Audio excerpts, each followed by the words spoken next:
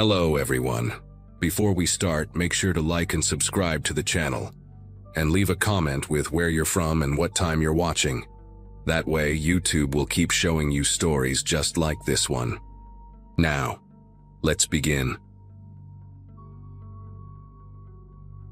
August of 2022, me and 5 buddies from college decided to do a backpacking trip through Montana's backcountry. We were all seniors at the University of Montana, about to graduate, and figured this would be our final adventure together before everyone went their separate ways. There was me, Brandon, Kyle, Jason, Doug, and Nathan. We'd been tight since freshman year, did everything together. I'd been camping my whole life, grew up in Bozeman, knew these mountains like the back of my hand. The others trusted me to lead us through a 4-day loop I'd done twice before with my dad when I was younger. We packed light, just the essentials, planned to cover about 12 miles a day through some gorgeous remote terrain that most tourists never see. Everyone was pumped, talking about making this an annual thing even after graduation. The first 2 days went perfectly. Weather was incredible. Clear skies, temperatures in the 70s during the day, 40s at night. We saw elk, a black bear from a distance, caught some cutthroat trout in this pristine alpine lake. Everyone was having the time of their lives, taking pictures, joking around, talking about job offers and grad school plans. On the 3rd morning, we broke camp early, maybe around 6:30. Wanted to get most of our hiking done before the afternoon heat kicked in. The trail followed this beautiful stream for about 3 miles. Crystal clear water rushing over smooth rocks, wildflowers everywhere. Around 9, we stopped for a break near a wider section of the stream where the water pooled up nice and deep. Kyle wanted to filter some water, Doug was taking pictures, and Jason decided to explore this meadow area just off the trail. Said he saw what looked like an old homestead foundation through the trees. We heard Jason scream before we saw what happened. Not a yell or a shout, but this raw animal scream that made everyone drop what they were doing and run. He was about 40 yards from us, on the ground, gripping his right calf with both hands, blood already soaking through his fingers. When we got to him, we could see the old barbed wire wrapped around his leg, rusted and twisted. Must have been hidden in the tall grass from some ancient property line. The wire had caught him mid-stride, dug deep into the muscle, tore through his hiking pants like paper. Brandon had some EMT training, immediately started working to get the wire off while Nathan held Jason still. The barbs were embedded maybe 2 inches deep in 3 different spots, and every time Brandon tried to unwrap it, Jason would scream again. The wound was bad, real bad. You could see white tissue, fat, maybe even bone in the deepest gash. It took us 20 minutes to get the wire completely off and the bleeding under control. We used up most of our first aid supplies, all the gauze, the entire roll of medical tape, even had to cut up Kyle's spare shirt for extra bandaging. Jason couldn't put any weight on the leg at all. Said it felt like someone was driving hot nails into his calf every time he tried. We were 12 miles from the nearest trailhead, no cell service, nobody else around for miles. Brandon and Doug fashioned a makeshift stretcher using 2 hiking poles and a sleeping pad, but carrying Jason was going to slow us down to maybe a mile an hour at best. We decided to head back the way we came since we knew that trail, even though it meant 3 days of hiking. I remember checking my watch, 9:47 a.m., and thinking we needed to move fast if we wanted to make any real distance before dark. We'd been carrying Jason for about 2 hours when I first noticed someone else on the ridge above us. Just a flash of movement between the trees, maybe 300 yards up the slope. I didn't think much of it at first. There were other hiking trails in the area, some hunters too since bow season was starting soon. But then I saw the movement again, parallel to us, keeping pace. I mentioned it to Nathan, who was helping me carry the front of the stretcher, and he squinted up at the ridge for a while but didn't see anything. We kept moving, taking breaks every 15 minutes because carrying Jason on that uneven terrain was exhausting. The trail wound through thick lodgepole pines, visibility maybe 50 feet in any direction, and every time we stopped, I'd scan the forest. That crawling sensation on the back of my neck wouldn't go away. Around noon, we stopped by the stream to rest and refill water. Doug and Kyle took over stretcher duty while Brandon checked Jason's bandages. They were already soaked through with blood again. While Brandon rewrapped the leg, I walked about 20 feet upstream to pump water through my filter. That's when I heard it. A branch snapping somewhere up the slope, too loud to be a squirrel or bird. Then another snap, closer. I stood up slow, scanning the trees, and I swear I saw someone duck behind a thick pine trunk about 60 yards away. Not an animal, a person, wearing what looked like camouflage. My mouth went dry. I walked back to the group, trying to act normal, and quietly told Brandon what I'd seen. His face went pale. He'd been feeling it too, he said, like we were being watched. We needed to move now. We picked up the pace as much as we could with Jason groaning every time the stretcher jolted. Nobody was talking anymore. Everyone kept glancing at the trees. About 10 minutes later, we reached a section where the trail opened up into a small meadow, maybe 40 yards across. As soon as we stepped into the open, the first shot rang out. The crack echoed off the mountains and bark exploded from a tree trunk 3 feet from Kyle's head. For a second, nobody moved, like our brains couldn't process what just happened.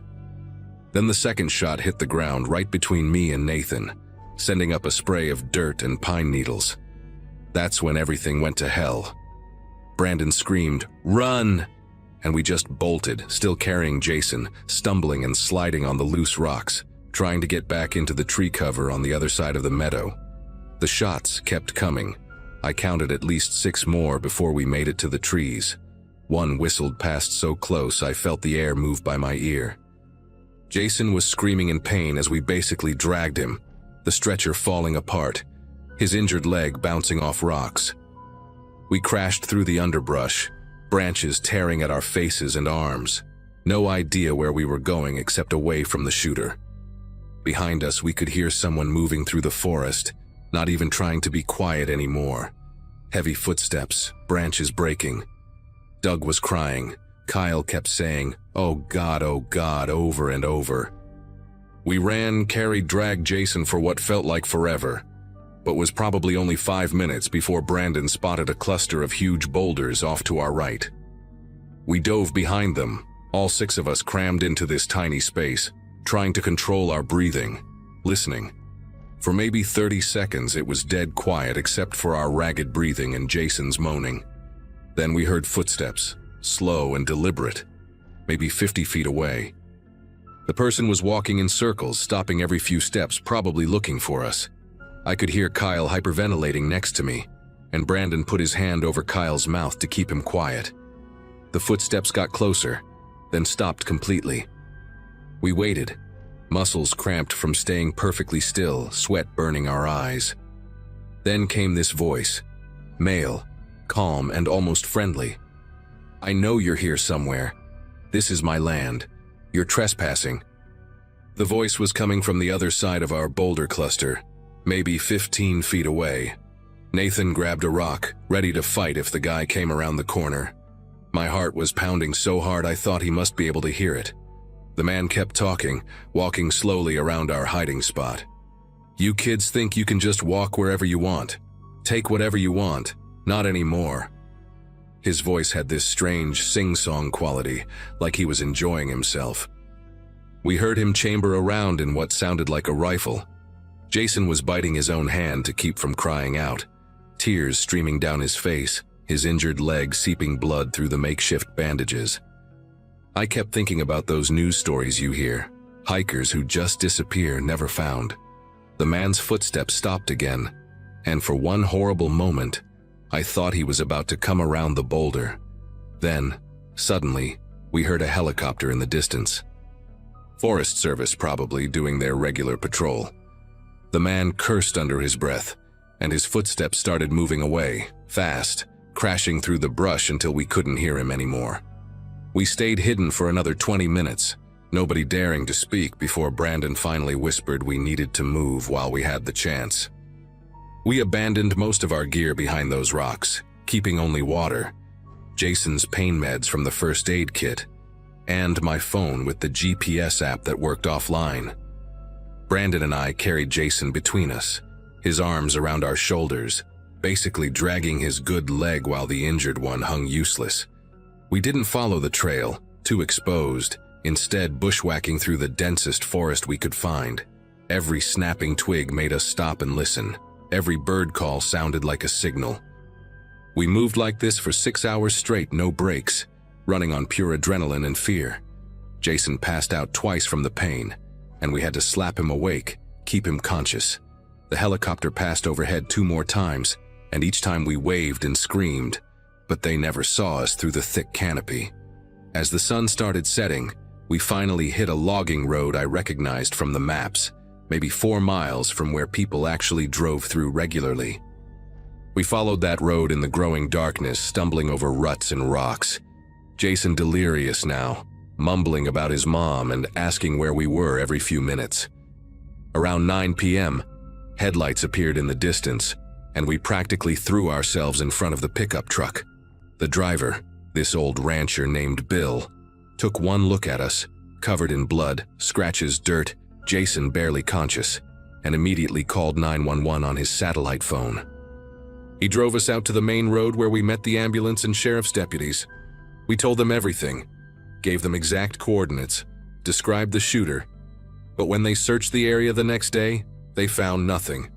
No shell casings, no footprints except ours. Even our abandoned gear was gone. The sheriff said it was probably someone growing weed illegally who thought we'd stumbled onto their operation, but they never found any grow sites either. Jason spent 2 weeks in the hospital, needed 3 surgeries to repair the damage from that barbed wire. None of us ever went camping again. We still don't talk about it much, but sometimes Kyle calls me late at night, asks if I think that guy is still out there, and I don't know what to tell him except, yeah, probably.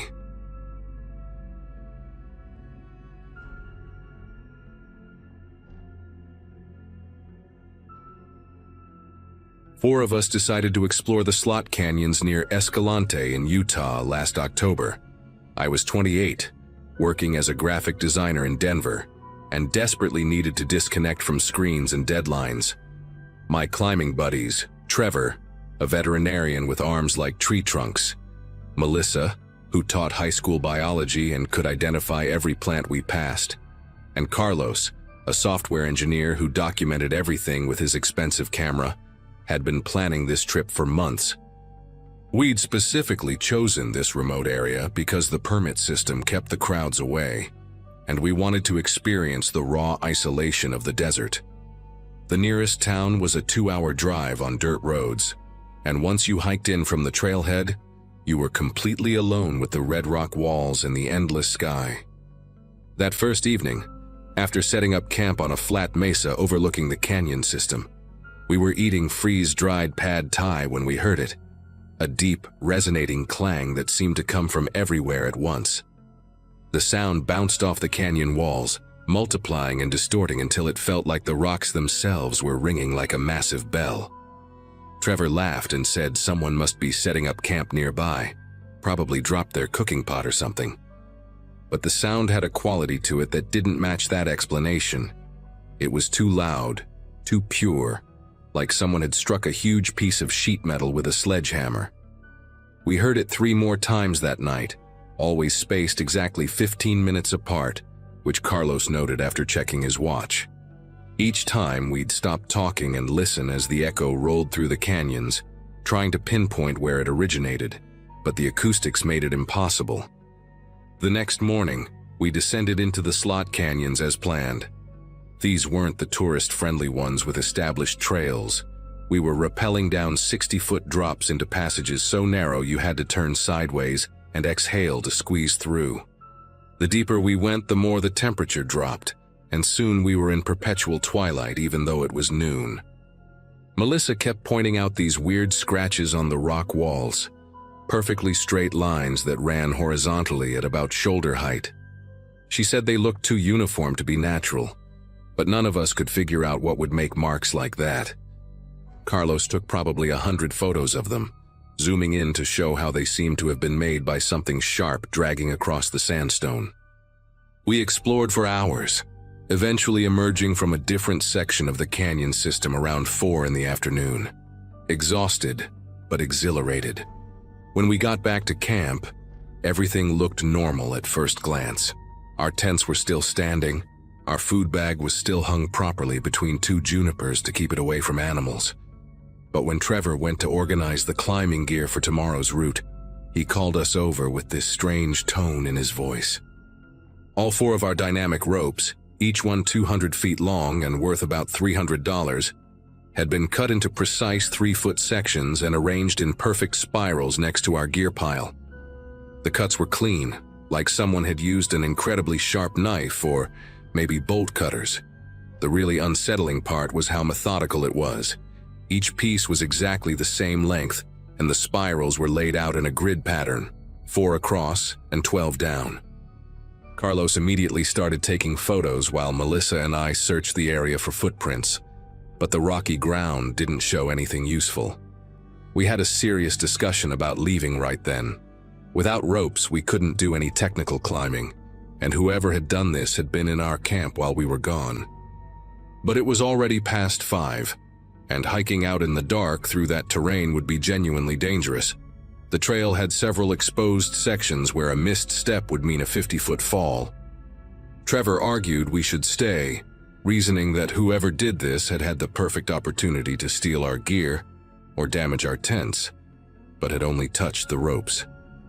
Melissa thought it might be some kind of environmental extremist making a statement about climbing in protected areas, though this wasn't actually protected land. Carlos kept reviewing his photos from earlier, trying to see if he'd captured anyone in the background. We ultimately decided to stay the night but agreed to pack up at first light and hike out. We'd each take shifts staying awake, and Trevor distributed the sharp items among us. His climbing knife, my multi-tool, Melissa's geological hammer, and Carlos's tripod that could work as a club if needed. During my watch shift from midnight to 2 a.m., the metallic sounds returned, but this time they were different. Instead of single clangs, it was a rhythmic pattern. 3 quick strikes, a pause, then 2 slow ones, repeating over and over. I woke Trevor quietly and we both sat listening, trying to triangulate the source. It seemed to be coming from the narrow canyon directly below our mesa, maybe 300 feet down. The pattern continued for exactly 1 hour, then stopped abruptly mid-sequence. The silence afterwards was somehow worse than the noise. Trevor whispered that we should check it out with our headlamps, but I convinced him to wait until dawn. We sat there in the dark, straining to hear any movement, any footsteps, anything that would indicate someone climbing up toward us. Around 3 a.m., we heard something that made us both stop breathing. A single rock clattered down the cliff face directly below our camp, the sound of it bouncing and rolling unmistakably clear in the still air. Someone or something had disturbed it. When Melissa took over the watch at 4 a.m., Trevor and I tried to sleep but mostly just lay in our tents, hyper-aware of every sound. Just before dawn, Melissa shook my tent frantically. She'd been watching the eastern horizon when she saw lights. Not flashlights or headlamps, but what looked like welding torches, 3 of them, moving in a line along the canyon rim about a mile away. They moved slowly, methodically, stopping every few minutes. Through Carlos's telephoto lens, she could make out figures, but something about their proportions seemed wrong.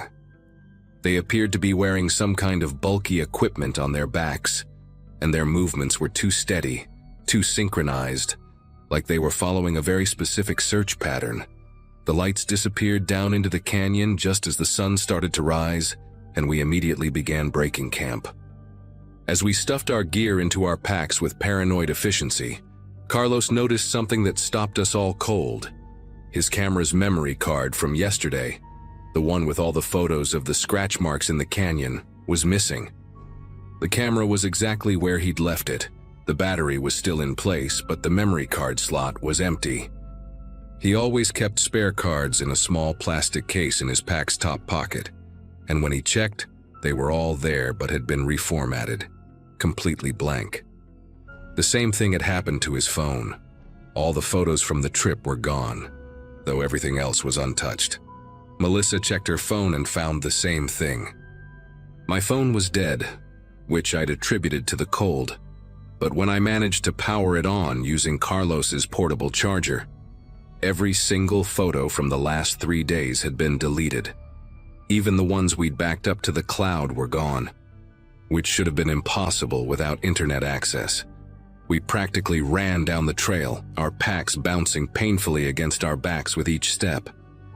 About 2 miles from camp, we reached a section where the path skirted along a narrow ledge, and that's where we found him. A man in his 60s sitting against the rock wall wearing civilian hiking clothes but with a military-style radio on his belt. He had this weathered, leathery face with deep-set gray eyes that never seemed to blink. He smiled when he saw us, showing yellowed teeth, and said he was glad we were leaving. When Trevor asked what he meant, the man said they were conducting geological surveys in the canyons, measuring mineral deposits, and the area would be restricted for the next few weeks. Melissa asked about the noises and our destroyed ropes, but the man just kept smiling and said we must have encountered some wildlife, maybe ravens. They're attracted to colorful climbing gear. His radio crackled with static, and we heard a voice say something about subjects proceeding to extraction point. The man quickly turned the volume down. He walked with us for about a mile, making small talk about the weather and asking seemingly innocent questions about where we were from and whether we told anyone about our specific climbing route. There was something rehearsed about his casual demeanor, like he was running through a script. When we reached a wider section of trail, 3 more people appeared from behind a rock formation. 2 men and a woman, all wearing similar civilian hiking clothes, but moving with military precision. They had those same bulky backpacks Melissa had seen through the telephoto lens, and up close, I could see they were some kind of sensing equipment with antennas and what looked like radiation detection badges. The woman approached Melissa directly and asked, very specifically, if she'd noticed anything unusual about the rock formations, any patterns or markings that seemed out of place. Before Melissa could answer, the older man interrupted, saying we really needed to keep moving if we wanted to reach our cars before the afternoon heat. They escorted us all the way to the trailhead, maintaining their friendly facade but positioning themselves so we couldn't turn back or take any detours. At the parking area, our cars were surrounded by white unmarked vans and several people in hazmat suits were scanning the ground with instruments I didn't recognize. The older man handed each of us a business card for a geological consulting firm that I later discovered didn't exist, and told us we'd been exposed to naturally occurring radioactive minerals in the canyon. Nothing dangerous, but we should avoid the area for our own safety. He said they'd already notified the Bureau of Land Management to temporarily close the trail. Then the woman approached with a tablet and asked us to sign something she called a standard exposure waiver. But when I started reading it, it was actually a non-disclosure agreement with references to federal statutes I'd never heard of. Trevor started to protest, but the older man's demeanor shifted completely. His smile disappeared and he quietly explained that we could either sign and leave, or wait for their supervisor to arrive from Salt Lake City to discuss why we'd been photographing restricted government research. We signed the documents and drove away in convoy, too stunned to speak over our radios. About 5 miles down the dirt road, we pulled over at a wide spot and finally talked about what had happened. Carlos had managed to hide one memory card in his sock. It only had photos from our first day, before we'd found the marks in the canyon. But at least it proved we'd been there.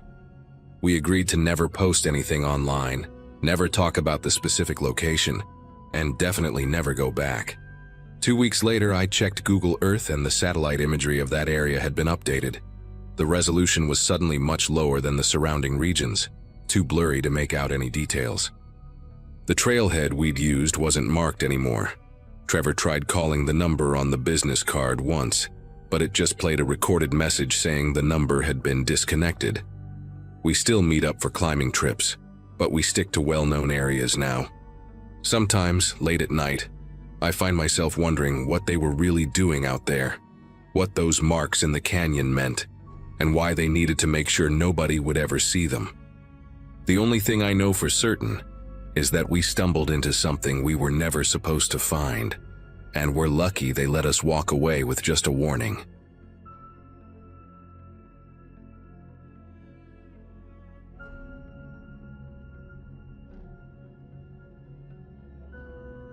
The trail map at the ranger station showed 17 miles of switchbacks through pine forest, and that Saturday morning in September, I had the whole route practically to myself.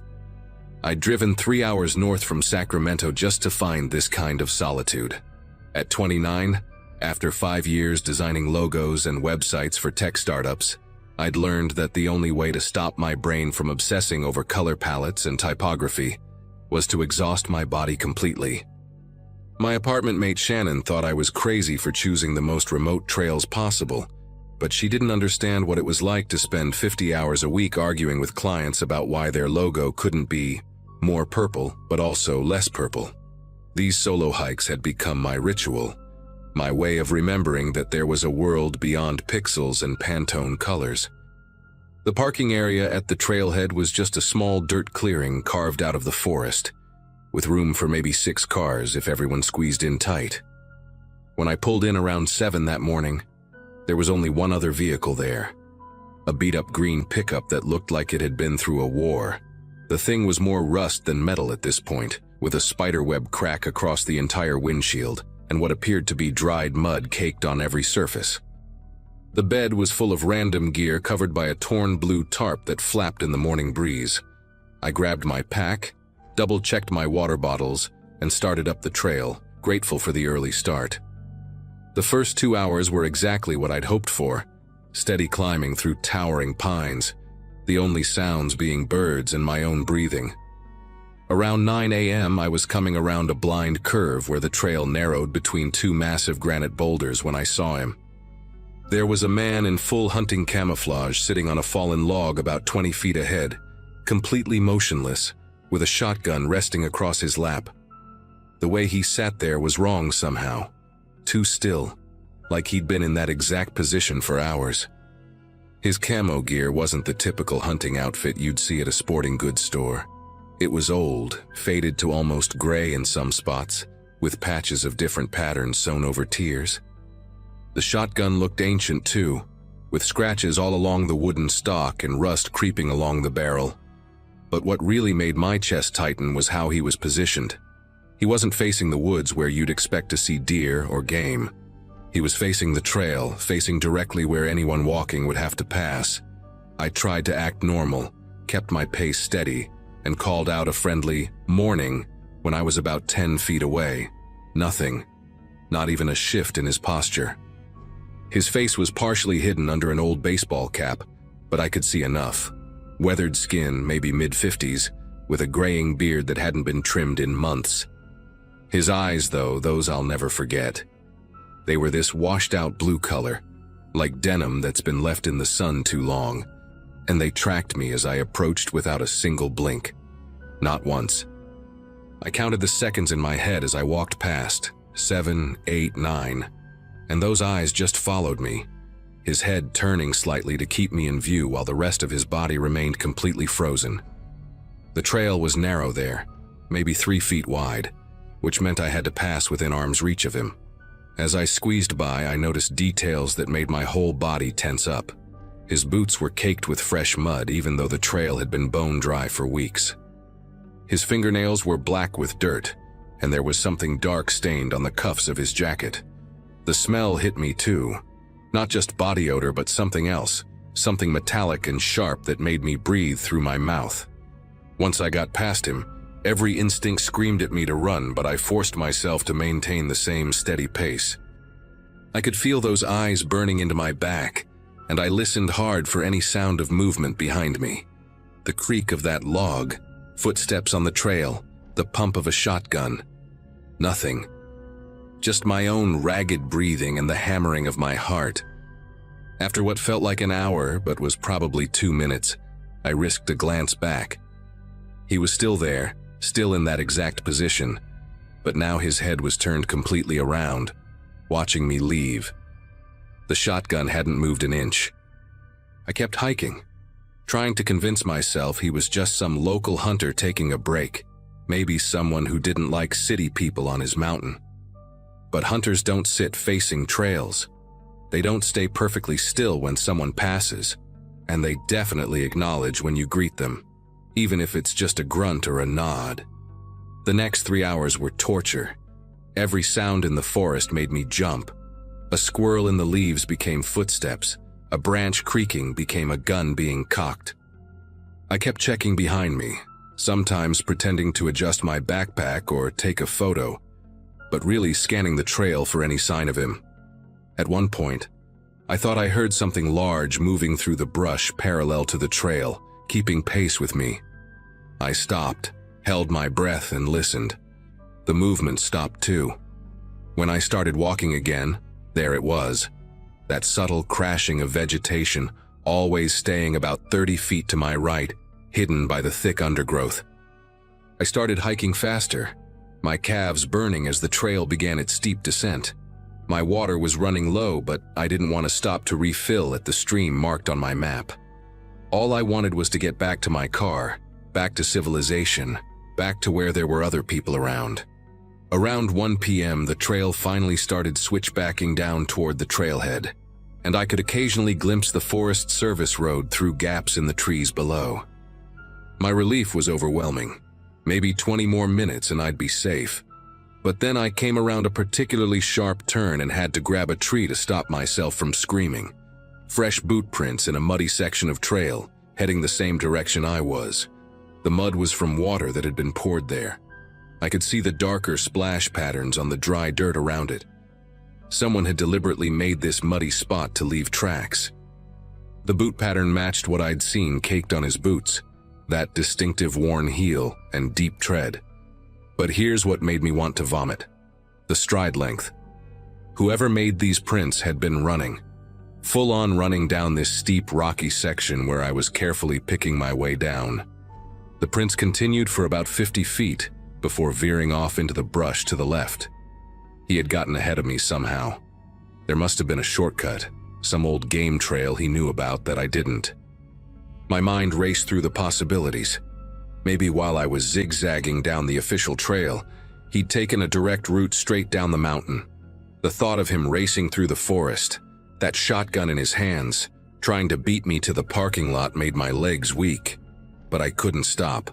Going backward meant potentially running into him on whatever path he'd taken.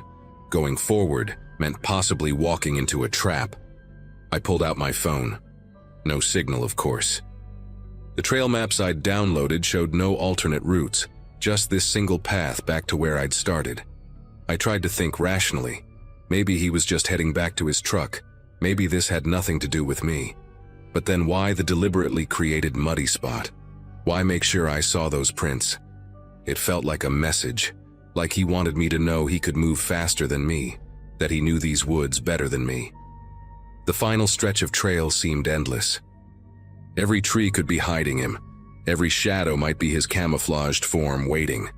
I started making noise deliberately, coughing, talking to myself, kicking rocks, figuring if he knew where I was, at least I wouldn't surprise him into doing something violent. That's what I told myself anyway. Really, I think I just needed to hear something other than my own terrified heartbeat. When the trees finally opened up and I could see the small parking area below, my relief lasted about 2 seconds. There he was, leaning against a pine tree at the edge of the lot, maybe 15 feet from my car. Same camouflage, same shotgun now propped against his shoulder like he was just casually waiting for someone.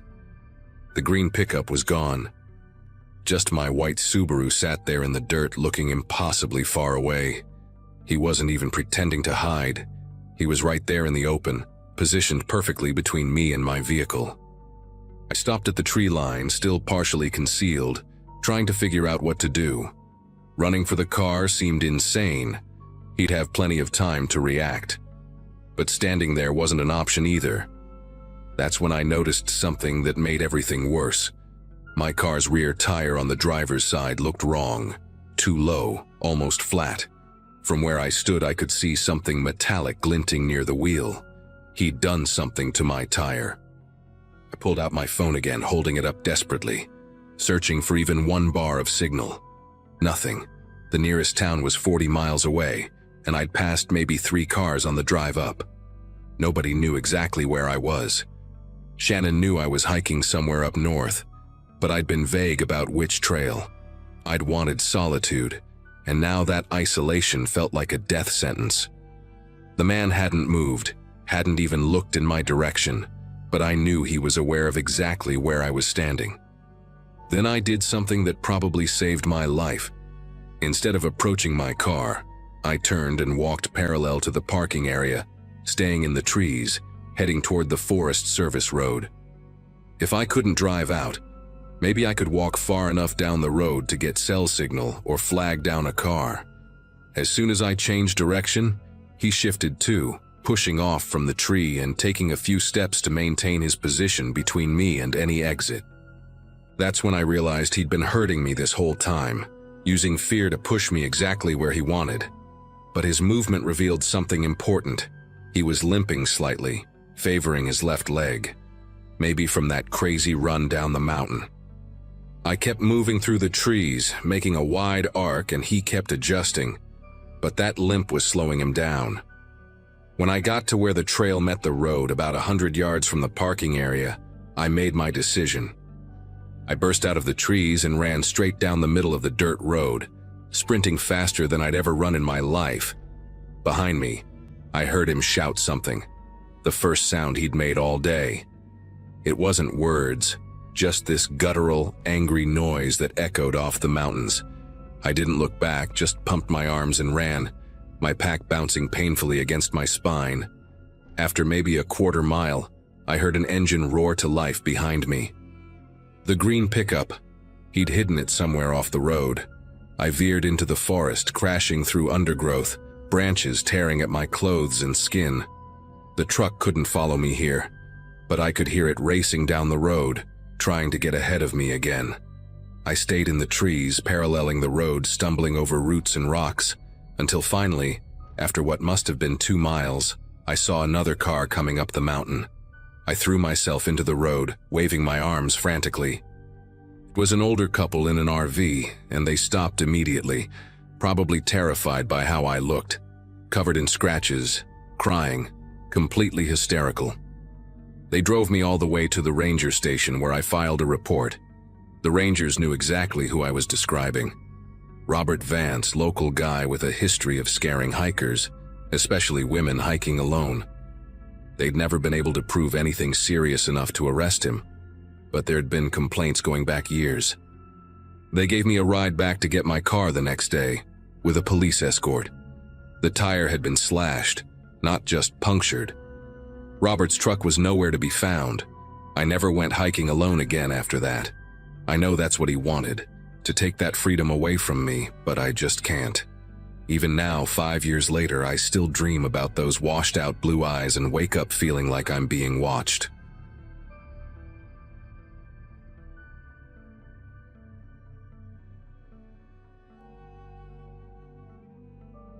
The fire I'd built was dying down to embers when I first spotted it.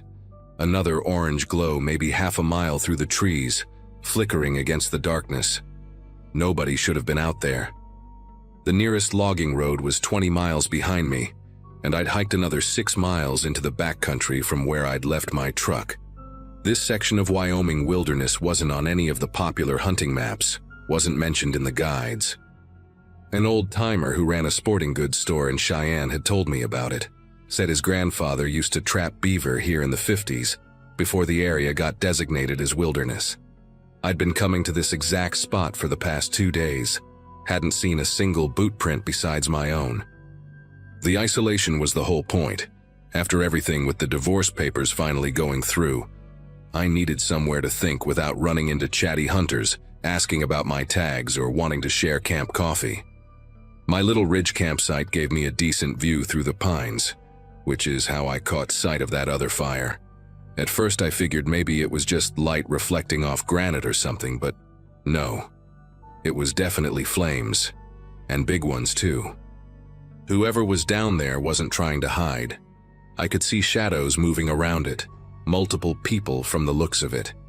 My freeze-dried beef stew sat half-eaten in its pouch while I watched, trying to make sense of what I was seeing. November in these mountains meant serious cold after dark, dropping into the low 20s, and most hunters I knew would have set up camp hours ago, not be starting fires this late. Plus, elk season had specific zones, and this wasn't one of them. I'd checked the regulations 3 times before coming out here. I'd chosen this area specifically because it was outside the legal hunting grounds. Figured I'd have it to myself for some target practice and small game. Curiosity got the better of me after about 10 minutes of watching those shadows move. I told myself I'd just get close enough to see what was going on.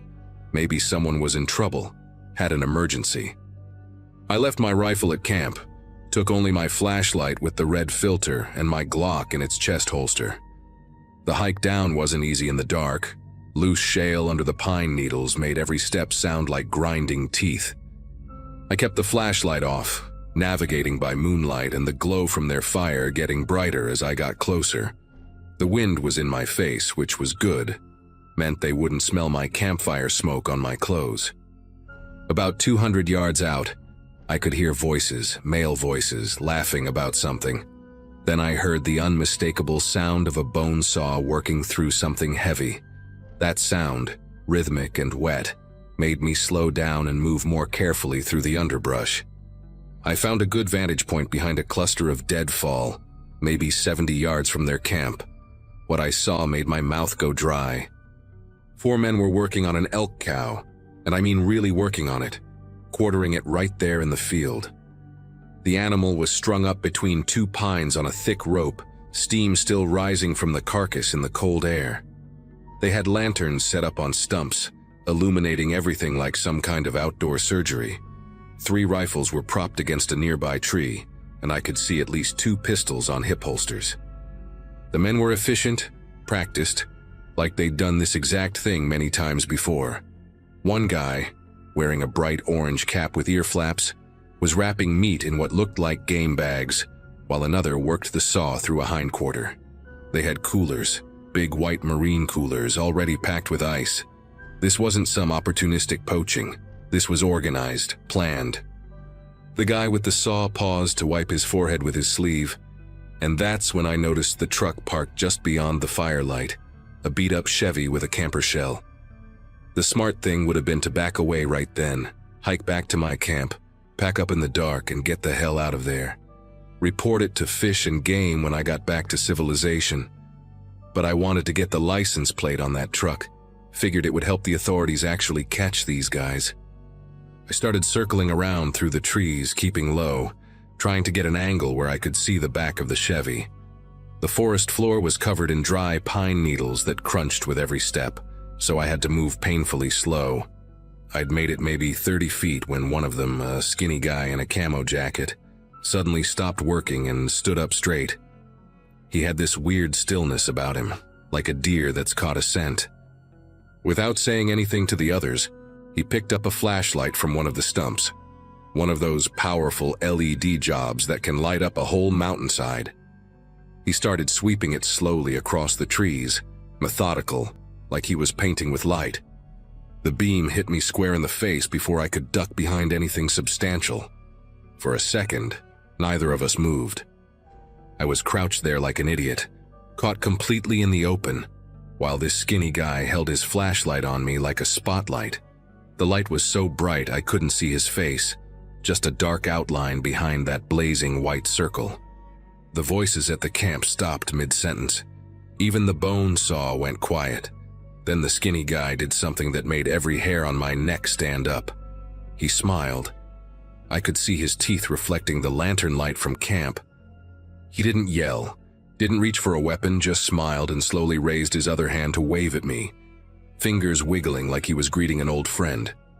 That's when one of the others, the guy with the orange cap, called out in this almost friendly voice, "Hey there, buddy, why don't you come on over, we got coffee on."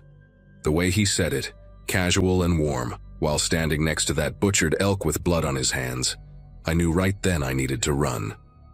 I turned and crashed through the underbrush, not caring about the noise anymore. Behind me, I heard the orange cap guy's voice change completely, dropping that fake friendliness. "Now why'd you go and do that? We just want to talk." Then multiple voices started calling out, overlapping each other. "Come back. We're not gonna hurt you. Just want to make sure you're okay out here." The worst part was how they all sounded so reasonable, so normal, like concerned neighbors trying to help. But I could hear boots hitting the ground hard, branches snapping as they came after me.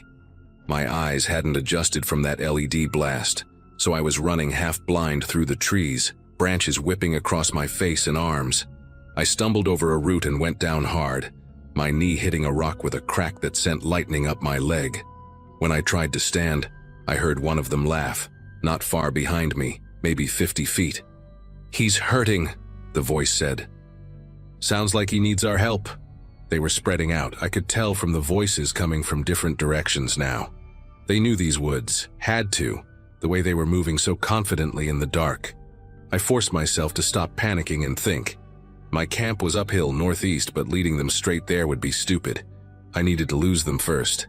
I remembered passing a creek bed on my way down, mostly dry but full of basketball-sized rocks. I headed for it, trying to control my breathing, trying to move quieter despite the pain shooting through my knee with every step. The creek bed was maybe 100 yards away, but it felt like miles. Behind me, the skinny guy's voice rang out, weirdly sing-song. "We can hear you breathing, friend. That knee sounds painful." Another voice, deeper, answered from my left. "Should have just had coffee with us. We're nice people once you get to know us." They were enjoying this, I realized. This was fun for them. I reached the creek bed and immediately started working my way upstream, stepping from rock to rock, hoping to break my trail. The stones were slick with frost and I nearly fell twice, catching myself on my hands, scraping palms raw. The voices behind me had gone quiet, which was somehow worse than the taunting. They were listening now, hunting properly. I made it about 200 yards up the creek before I heard it. A whistle, sharp and clear, from somewhere above me on the ridge. An answering whistle came from down below. They were communicating, coordinating. I knew then that at least one of them had circled around to cut me off. My chest was burning from the altitude and exertion, each breath coming out in visible puffs that I was sure they could see. I had to make a choice. Keep going up the creek where they expected me to go, or cut back into the forest and risk running right into one of them. I chose the forest, climbing up the east bank as quietly as my busted knee would allow. The moment I got into the trees, I heard footsteps on the rocks below. One of them had been right behind me the whole time, just staying quiet. I pressed myself against a thick pine trunk, trying to become part of the bark. The footsteps stopped directly below my position. Then I heard him inhale deeply, like he was smelling the air. "I know you're close," he said. And it was a new voice, older, raspier. "You smell like campfire smoke and fierce sweat. Distinctive combination." He chuckled at his own comment. "Here's what's going to happen. You're going to come down here, we're going to walk back to our camp, have a civilized conversation about what you saw tonight. Then we're all going to come to an understanding. Nobody has to get hurt, but if you keep running, well..." He let out a long sigh. "These woods are dangerous at night. People fall off cliffs, break their necks. Bears are active this time of year too. Tragic accidents happen all the time out here." The casualness of the threat, the way he delivered it like he was discussing the weather, made me grip the Glock in my chest holster. That's when I did something that probably saved my life. I threw a rock. Not at him, but way off to my right, maybe 40 feet through the trees. It crashed through branches and hit something hollow, probably a dead log. The old guy immediately took off in that direction, moving faster than I expected. The second he was gone, I went left, moving as fast as I dared in the opposite direction. I could hear him cursing when he realized he'd been fooled. Then that whistle again, 3 sharp blasts. Within seconds, I heard them all converging on his position. They thought they had me surrounded. I used their noise to mask my own movement, half sliding down a steep section covered in loose pine needles. My knee was screaming, but adrenaline kept me moving. I recognized a distinctive rock formation I'd passed earlier. I was only about a quarter mile from my camp. But I couldn't go straight there, not with them this close. I needed to buy time, needed them to think I'd gone a different direction entirely. I remembered something from my military days at Fort Carson. Sometimes the best way to lose a pursuer is to double back. I found a fallen tree. Massive thing, must have come down in a storm years ago. The root ball had pulled up, creating a hollow underneath. I crawled in, pulling dead branches over the entrance, trying not to think about spiders or snakes. My breathing sounded like a jet engine to my own ears, but I forced myself to slow it down, counting to 4 on each inhale and exhale. I could hear them moving through the forest, not even trying to be quiet anymore. "He's gotta be heading back to his camp," one shouted. "Check up the ridge." The orange-capped guy's voice. "No, he's too smart for that. He's gone downhill trying to hit the logging road." They argued for a minute, then split up. 2 headed uphill toward where my camp actually was, 2 went downhill. I stayed in that hollow for what felt like hours but was probably 20 minutes, until their voices faded completely. When I finally crawled out, my knee had stiffened up so bad I could barely put weight on it. The trek back to my camp took another hour, limping from tree to tree, stopping every few minutes to listen. When I finally saw my tent, still intact, my rifle still leaning against the log where I'd left it, I almost cried with relief. But I didn't stop to pack properly. Just grabbed my rifle, my pack with the car keys, and my phone. Left everything else. The tent, sleeping bag, cooking gear, probably $800 worth of equipment. I didn't care.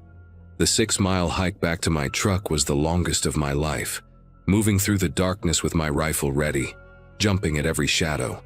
I kept expecting to see that skinny guy's smile behind every tree, hear that raspy voice talking about accidents. Dawn was breaking when I finally saw my truck, still parked where I'd left it on the old logging road. The windows were intact, tires hadn't been slashed. They hadn't found it. My hands shook so bad it took 3 tries to get the key in the ignition. I drove straight to the game and fish office in Cody. Didn't even stop to clean up or change clothes. Walked in there looking like hell. Blood on my hands from crawling, pine needles in my hair, favoring my bad knee. The officer at the desk, a woman named Diane according to her nameplate, took one look at me and immediately got serious. I told her everything. The exact coordinates, the illegal elk, the 4 men, the truck. She called in 2 other officers and had me repeat the whole story while they recorded it. They organized a team to go out that same day, said they'd been trying to catch a poaching ring that had been operating in the area for months. When they got to the coordinates I gave them, they found the gut pile from the elk, blood on the trees, tire tracks from the truck, but the men were gone. Diane called me a week later to say they'd made arrests based on the evidence and my testimony. Turned out these guys had been selling illegal game meat to restaurants across 3 states. The skinny one, she said, had a record for assault and intimidation. I never went back for my camping gear, never hunted that area again. Sometimes I think about that night, about what would have happened if they'd caught me. And I remember the older one's voice talking about how accidents happen all the time in those woods.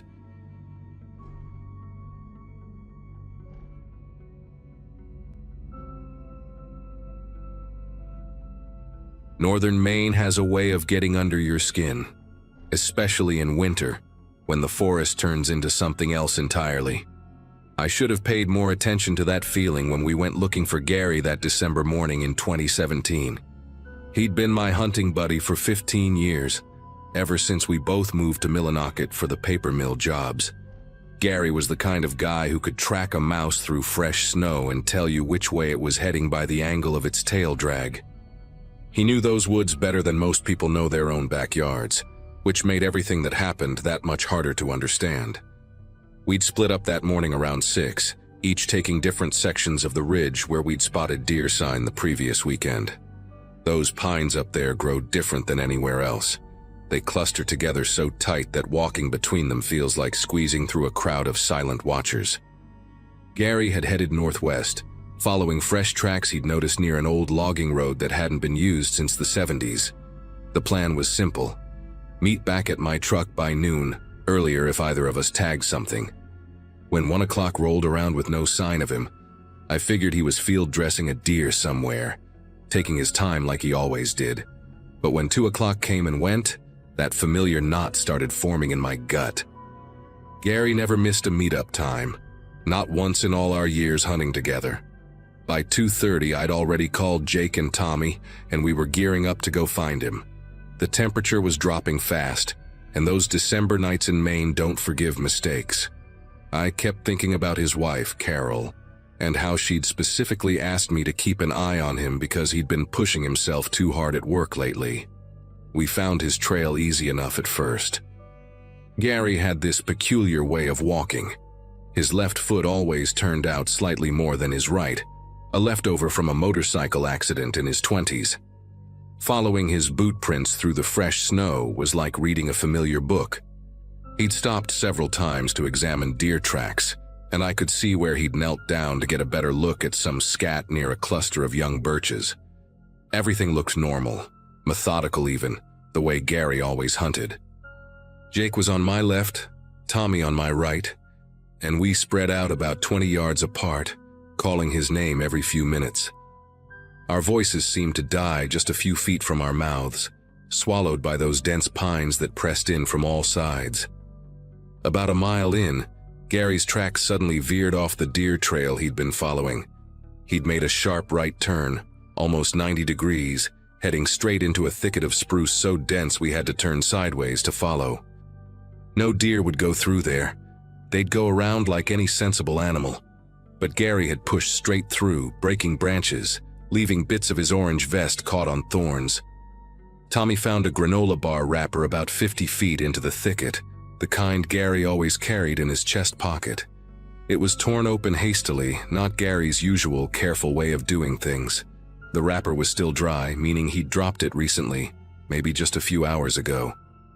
That should have been reassuring, but something about the way his trail had changed direction so abruptly made my chest feel tight.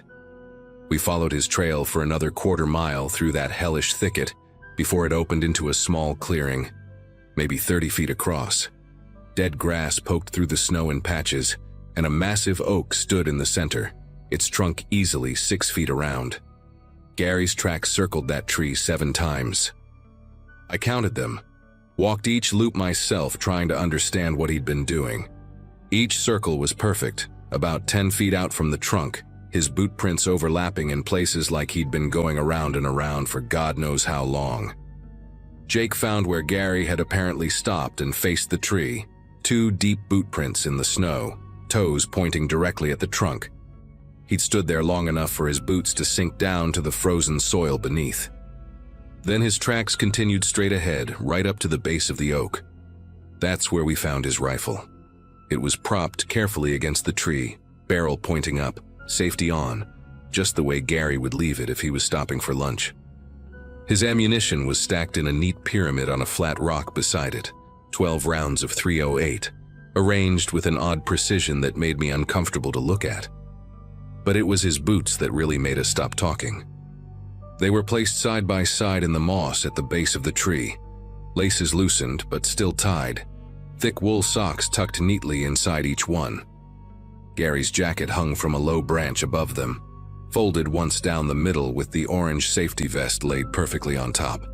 Everything was arranged like he'd decided to just undress and walk away. In December, in Maine, the temperature was already below freezing and dropping. Jake was the first to notice the footprints leading away from the tree. Bare feet, definitely Gary's. I recognized the crooked middle toe on his left foot from all those summers we'd gone fishing at Moosehead Lake. The prints headed due north from the oak, each step measured and deliberate, about 2 feet apart like he was walking at a normal pace. No stumbling, no dragging, no sign of the hypothermia that should have set in within minutes of removing his boots. We followed those bare footprints for maybe 200 yards through the snow before they simply stopped, not gradually, not near any landmark or obstacle. One footprint, then nothing.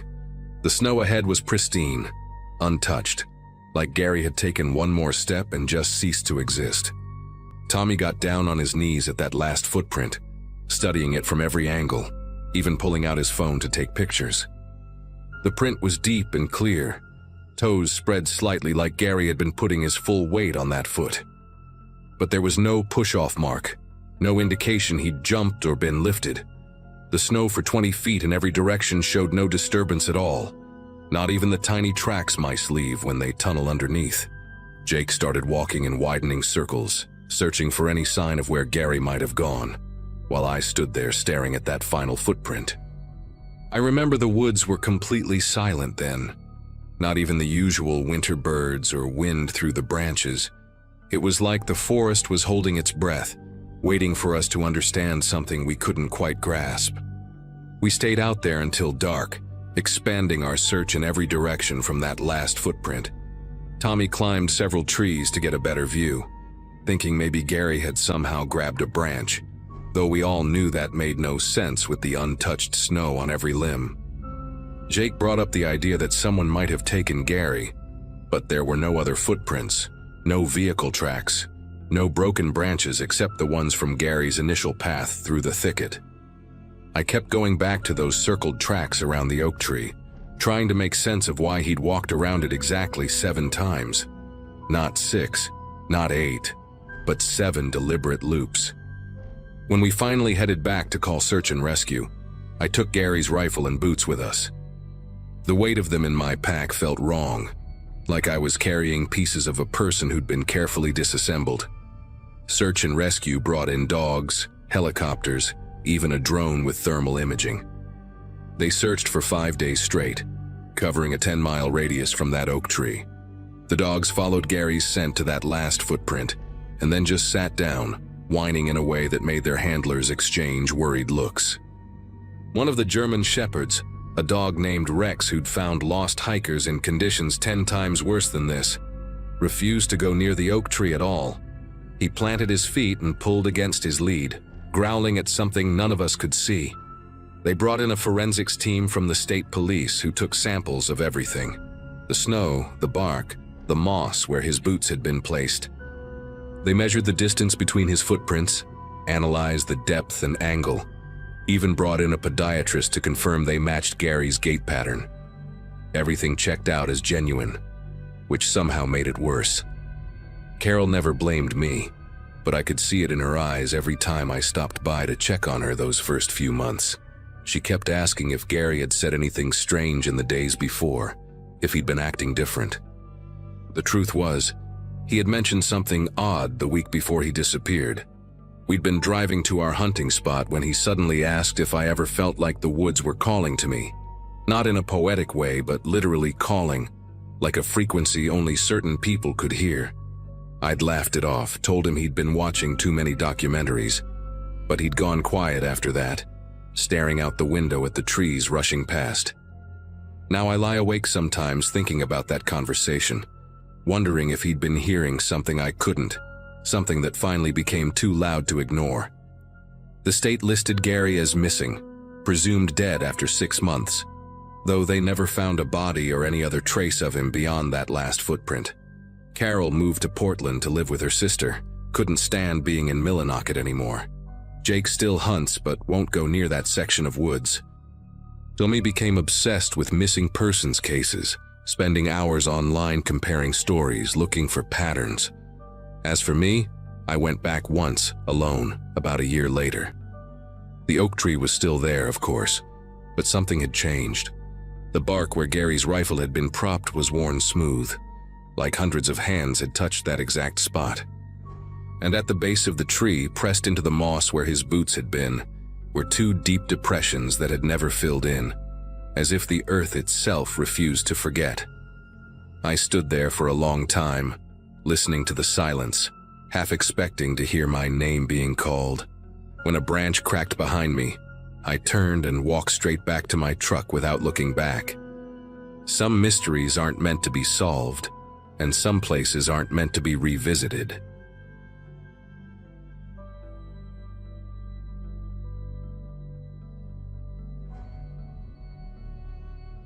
June of this year, I took my 12-year-old son Lucas on what was supposed to be our first real backcountry trip together in the Rockies. I'd been promising him this trip since he turned 10, waiting until he was old enough to handle the altitude and the miles we'd need to cover each day. We'd trained for months, hiking local trails every weekend, breaking in our boots, testing our gear. I wanted everything to be perfect for him. Wanted him to fall in love with the mountains the way I had when I was his age. The weather forecast was ideal, clear skies for the entire week, and we'd picked a route I'd done twice before. Far enough from the tourist trails to feel like real wilderness, but nothing too challenging for a kid's first multi-day trek. The first 2 days went exactly as planned.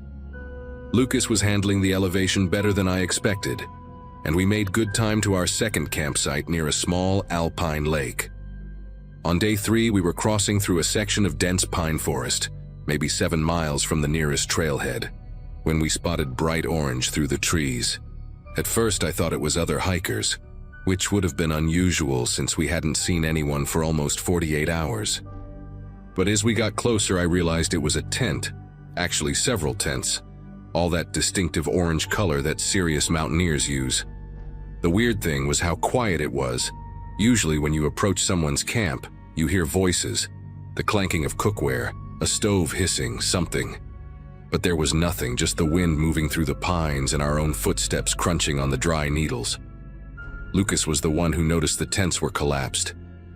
Not taken down properly, but collapsed inward, like someone had just yanked out the poles and let everything fall. 3 tents in total, expensive ones too, the kind with the brand logos you see at REI for $800 a pop. Backpacks were scattered around the clearing, some of them torn open with clothes and gear spilling out onto the ground. A portable stove was tipped over near a ring of stones someone had arranged for a fire pit. What really caught my attention, though, was the bear rope still hanging from a tall pine about 30 feet from the camp. The food bag was still up there, untouched, swaying slightly in the breeze. That made no sense at all. If these people had packed up and left, even in a hurry, they would have taken their food. You don't leave a week's worth of freeze-dried meals hanging in a tree. I told Lucas to stay close while I walked around the perimeter of the camp, trying to make sense of what we were seeing. There were sleeping bags still inside the collapsed tents. I could see their shapes through the fabric. A pair of hiking boots sat neatly beside one tent entrance, like someone had just taken them off for the night. Near another tent, I found a water filter still attached to a hydration bladder, the tube frozen mid-coil like someone had dropped it while using it. Everything valuable was still there. GPS units, a satellite communicator blinking its green LED, even a wallet sitting on top of a backpack with cash visible inside. Whatever happened here, it wasn't theft.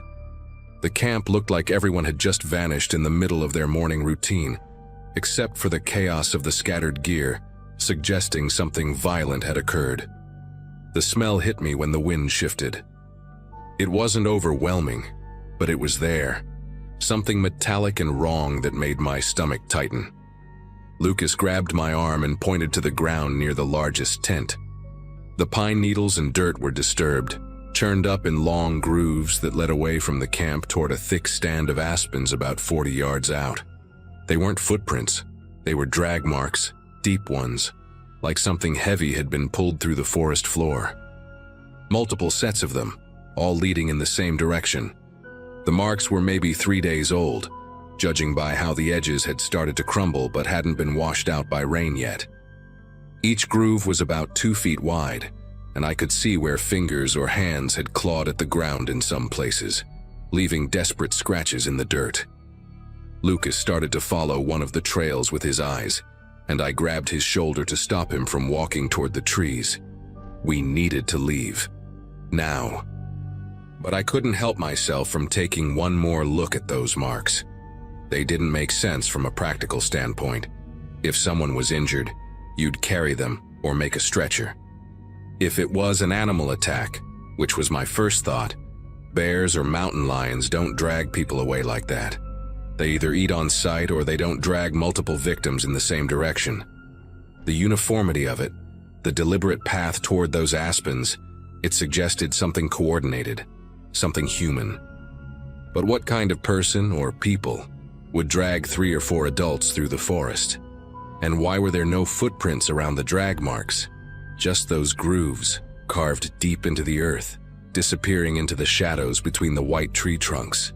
I pulled out my phone to take pictures, thinking we'd need evidence for the rangers, but my hands kept trembling and the photos came out blurry. Lucas was tugging at my pack, whispering that we should go, his voice high and scared in a way I'd never heard before. But then I noticed something else that made my chest go tight. The satellite communicator on the ground, the one still blinking green, it was sending out an SOS signal. The little screen showed it had been activated 3 days ago at 4:47 a.m. Someone had called for help, and help never came. Or maybe it did come, and whatever happened to the rescue team was the reason we weren't seeing any recent tracks on the trail. The thought made me dizzy. I grabbed the device, thinking maybe I could see the message history, but the screen just showed SOS active, 72 hours over and over. We started backing away from the camp, keeping our eyes on those aspens where the drag marks disappeared. Every shadow between the trees looked wrong, like something could be watching us. Lucas was pressed against my side, his breathing quick and shallow. I kept telling him we were okay, that we were leaving, but my voice sounded fake even to me. The forest was too quiet. No birds, no squirrels, nothing. Just our footsteps and our breathing, and the wind making the abandoned tents rustle like something was still inside them. We'd made it maybe 50 feet when we heard it, a branch snapping somewhere behind those aspens, heavy and deliberate. Not the random crack of a falling stick, but the sound of weight being placed wrong, like someone or something adjusting their position. We didn't run, not yet, because running triggers pursuit instincts in predators, but we moved faster, my hand gripping Lucas's wrist so tight it probably hurt. The next sound was worse. It was a whistle, long and low, coming from somewhere beyond those aspens. Not a bird call, but a human whistle, the kind you'd use to signal someone. Then another whistle answered it, this one from our left, maybe 100 yards out. A third came from behind us, closer to the trail we'd used to get here. They were coordinating, whoever they were. Lucas made a small whimpering sound and I pulled him closer, my mind racing through our options. The trail back was compromised. Going forward meant passing those drag marks. The whistles came again, closer this time, and I could hear movement in the underbrush, deliberate and unhurried. They weren't trying to hide anymore. That's when I remembered the emergency whistle on my pack, the one I'd taught Lucas to use if we ever got separated. 3 sharp blasts meant danger, but using it now would just tell them exactly where we were, even though I was pretty sure they already knew. I made the decision to go perpendicular to the drag marks, straight north toward a ridgeline I could see through the trees. It would be a brutal climb, but whoever was out there seemed to be expecting us to use the established trails. Lucas understood without me having to explain, and we started moving, trying to be quiet, but knowing speed mattered more than stealth now. Behind us, I heard voices for the first time. Male voices, at least 3 distinct ones, talking in normal conversational tones like they were on a casual hike. Couldn't make out the words, but the normalcy of it was somehow worse than shouting would have been. They weren't worried about us hearing them. They weren't worried about anything. We climbed faster, my legs burning, Lucas scrambling over rocks and roots with his small hands grabbing at anything for purchase. The voices stayed steady behind us, matching our pace without seeming to hurry. After 20 minutes of climbing, I risked a look back and saw them. 3 figures in regular hiking gear following our path up the ridge. They weren't running. They were just walking, steadily and calmly, like they knew exactly where we were going and how this would end. The ridgetop saved us, not because it provided escape, but because it connected to an old Forest Service road I'd forgotten was there. We practically fell onto it, Lucas crying now, his legs shaking from the climb. I could still see those 3 figures below, maybe 10 minutes behind us, still walking at that same unnerving pace. The road gave us speed though, and we ran. We ran until Lucas threw up. Then I carried him and ran more. My satellite phone finally got signal after 2 miles, and I called 911 while still moving. The dispatcher kept asking me to slow down, to explain clearly, but I just kept saying there were people following us, that there was an abandoned camp with drag marks, that something had happened to other hikers. She said rangers were on their way, to keep moving toward the main trail. We made it to the parking area where we'd left our car 3 days earlier. Other hikers were there, normal people doing normal things, and the sight of them made me almost collapse with relief. The Rangers found the campsite exactly where I said it would be. Everything was just as we'd seen it. The collapsed tents, the scattered gear, the drag marks leading to the aspens. But they found no sign of the 3 men who'd followed us, and no bodies where the drag marks ended. The SOS had been sent by a group of 4 geology students from Boulder, who'd been reported missing 5 days earlier. Their families were notified, searches were expanded, but nothing ever turned up. No bodies, no explanation, nothing. The official report suggested they'd left the camp voluntarily and gotten lost, that the drag marks were probably from moving heavy equipment, though what equipment and why anyone would drag it away from camp was never explained. Lucas won't talk about it anymore, and I don't blame him. We sold our hiking gear and haven't been back to the mountains since. Sometimes I check online to see if those students ever turned up, but they haven't. I think about those 3 men walking calmly up the ridge, and I wonder if they're still out there, waiting at other campsites, creating new drag marks that lead nowhere.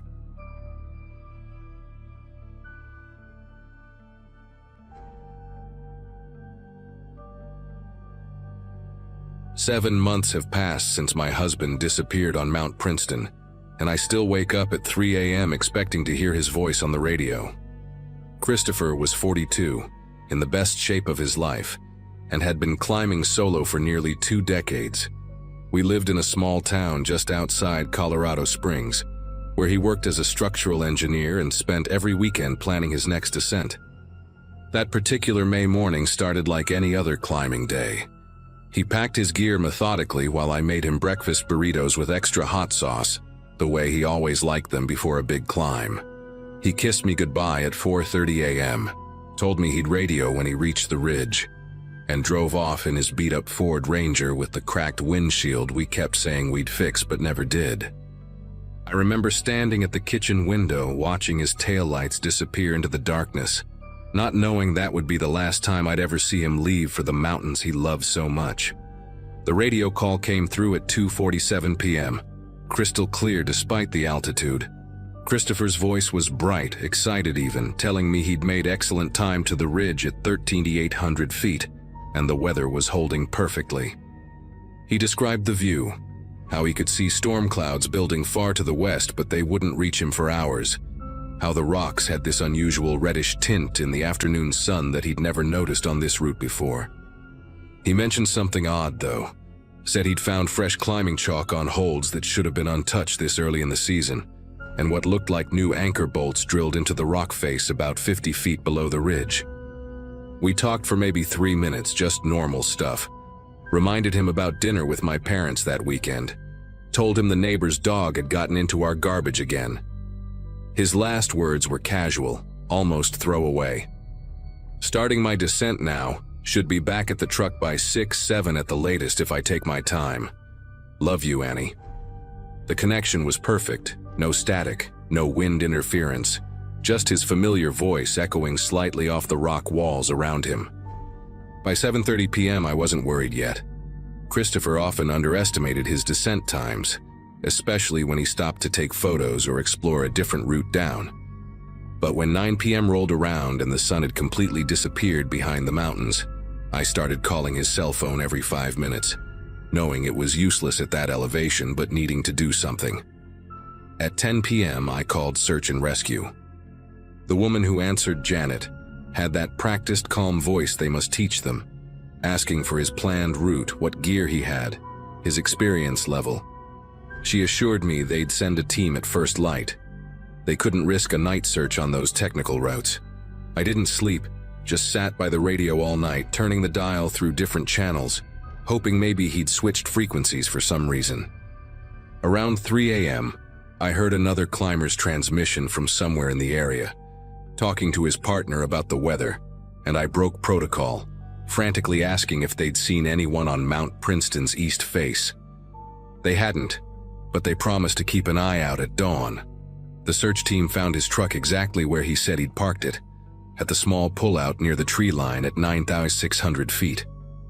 His climbing log was on the passenger seat, showing his planned route up the east face. a challenging but well-documented path he'd climbed at least a dozen times before. What they found next still makes no sense to me, even after all these months of turning it over in my mind.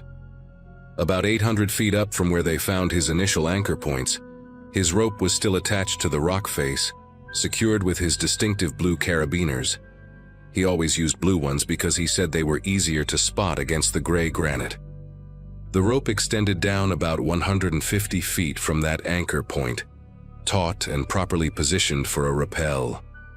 But then it just ended.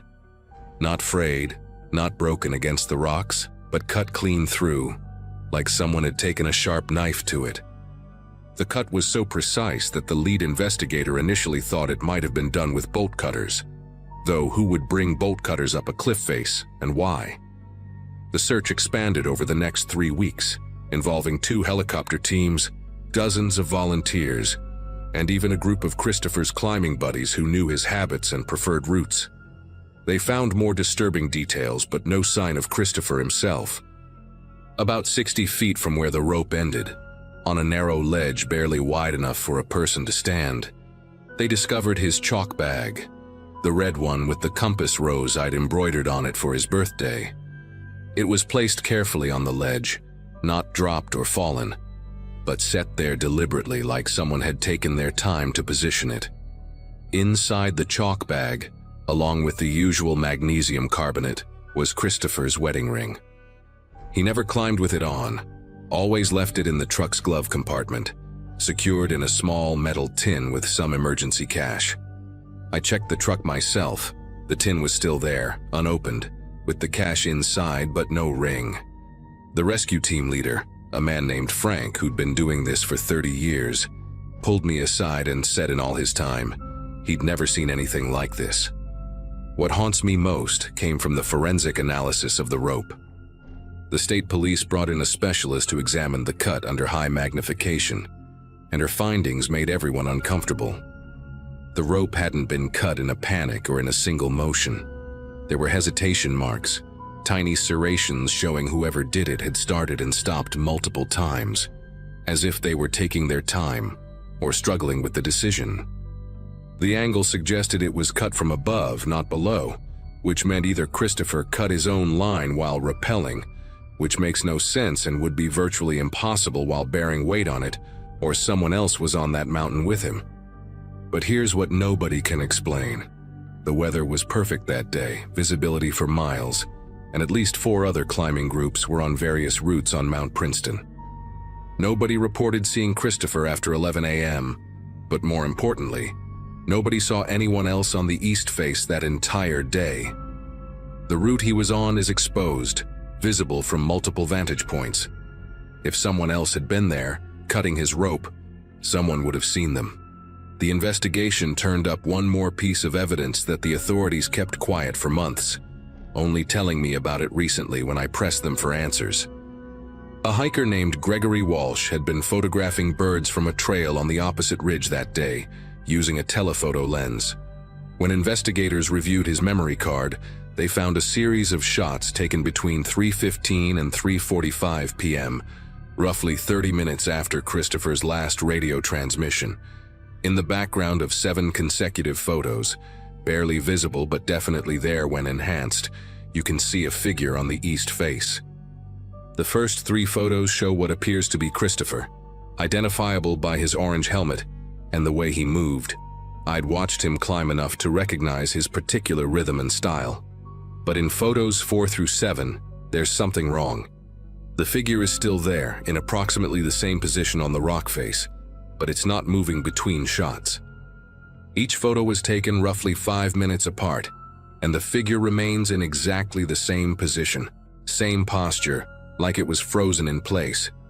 Gregory didn't notice anything unusual at the time, was focused on a pair of golden eagles nesting below. The last photo, taken at 3:43 p.m., shows an empty rock face. I went back to Mount Princeton myself 2 months after Christopher disappeared, accompanied by his climbing partner Wade and a professional guide. We didn't attempt the technical route, just hiked to a vantage point where we could see the area where his rope was found. Wade brought high-powered binoculars and we spent hours scanning the cliff face, looking for any sign, any clue. That's when Wade noticed something the search teams had apparently missed. About 40 feet below where the rope ended, there was a shallow cave, more of a deep depression in the rock really, invisible from most angles. The guide said it would be nearly impossible to access without technical gear, and even then, it would be extremely dangerous. We reported it to the authorities, and they sent a specialized team to investigate 3 days later. Inside that depression, they found something that changed the whole investigation but brought no comfort. Fresh scratches on the rock, deep gouges that looked like they'd been made by climbing equipment or tools, and what appeared to be dried blood, though weather and time had degraded it too much for DNA testing. But no Christopher, no body, no gear, nothing that definitively belonged to him. The police interviewed everyone who'd been on the mountain that day, and one testimony stands out in my mind, keeps me awake at night wondering what really happened up there. A solo climber named Theodore Frost, who'd been attempting a different route on the north face, reported something strange around 3:30 p.m. He said he heard what sounded like a conversation, two distinct voices carrying across the rock face, though he couldn't make out words due to the distance and wind. What troubled him was that one voice sounded agitated, almost angry, while the other was remarkably calm, monotone even. He'd assumed it was climbers from another party having a disagreement about routes or equipment, something that happens often enough on technical climbs. But when he'd scanned the east face with his binoculars, he saw only one person, someone in an orange helmet, matching Christopher's description. Theodore swore the person appeared to be gesturing, moving their arms as if in conversation, but there was nobody else visible on the rock face. He thought maybe the other climber was just out of sight behind an outcropping. Didn't think much of it until he heard about Christopher's disappearance on the news 3 days later. The strangest discovery came 6 weeks after Christopher vanished, when a geology team from the local college was conducting unrelated research on the mountain's mineral composition. They were working about a quarter mile from Christopher's route when one of the students, a young woman named Bethany, found something wedged in a crevice. Christopher's altimeter watch, the expensive one I'd given him for our 15th anniversary. It was still working, somehow, despite exposure to the elements. But here's what makes no sense. The watch's data log showed it had recorded altitude changes after Christopher's last radio transmission. According to the data, the watch had ascended another 400 feet after 2:47 p.m., reaching an elevation Christopher hadn't mentioned planning to climb to. Then, over the course of approximately 2 hours, it had descended not gradually, as it would during a normal climb down, but in irregular intervals, staying at one elevation for 20 or 30 minutes, then dropping suddenly by 50 or 100 feet, then remaining stationary again.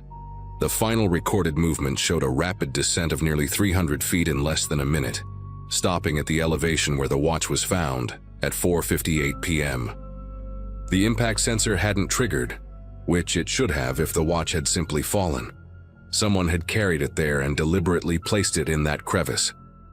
Last month, I received a package with no return address, postmarked from Leadville, a small town about 30 miles from Mount Princeton. Inside was a worn notebook, pages water-damaged and dirty, but the handwriting was unmistakably Christopher's. Most of the pages were his typical climbing notes, route conditions, weather observations, gear checklists, but the last 3 pages, dated the day he disappeared, were different. The first entry, written at the summit, was normal. Perfect conditions, made great time, Annie will be happy I'll be home for dinner. The second, apparently written about an hour later, was stranger. Found equipment cache in sealed container near ridge. Modern gear, looks expensive, no markings. Someone's been using this route regularly. Why? The final entry made me call the FBI. Man approached from nowhere, says he's been waiting, knows my name, knows about previous climbs, claims there are 7 of us who found his caches over the years, says we need to understand the mountain's real purpose. Following him to secondary route, he says only locals know, something about mineral deposits and government surveys from the 1980s, recording everything on backup camera in chalk bag. We never found a camera. The FBI analyzed the notebook, confirmed it was Christopher's handwriting, but found no fingerprints except mine, not even Christopher's, as if someone had meticulously cleaned each page before sending it. The FBI investigation is ongoing, but they've shared enough to terrify me. They found records of 6 other experienced solo climbers who've vanished in the Rockies over the past 8 years, all on different peaks, all leaving behind cut ropes and precisely placed personal items. Each disappearance occurred on a clear day with perfect conditions. In 2 cases, witnesses reported seeing the climber talking to themselves or gesturing at empty air shortly before they vanished.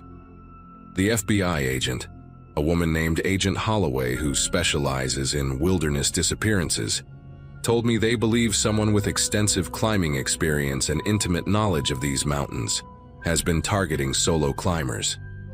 But she also admitted they can't explain the physical evidence, how someone could approach these climbers unseen on exposed rock faces, how they could control the situation so completely that experienced mountaineers couldn't call for help or escape, or why the bodies are never found despite extensive searches. They've had teams camping on various peaks for months, watching, waiting, but nothing.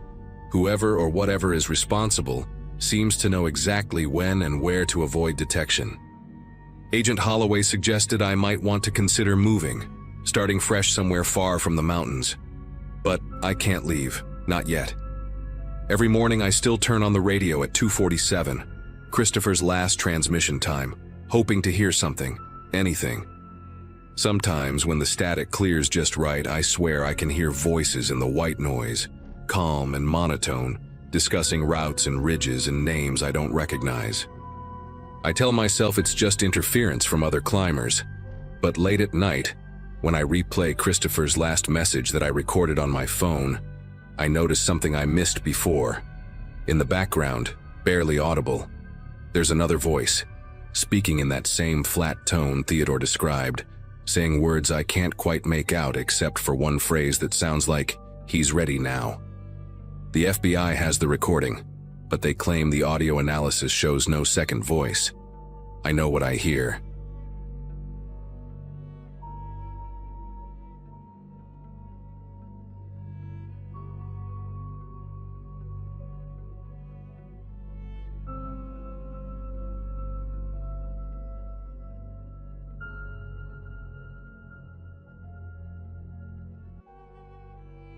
Hello everyone.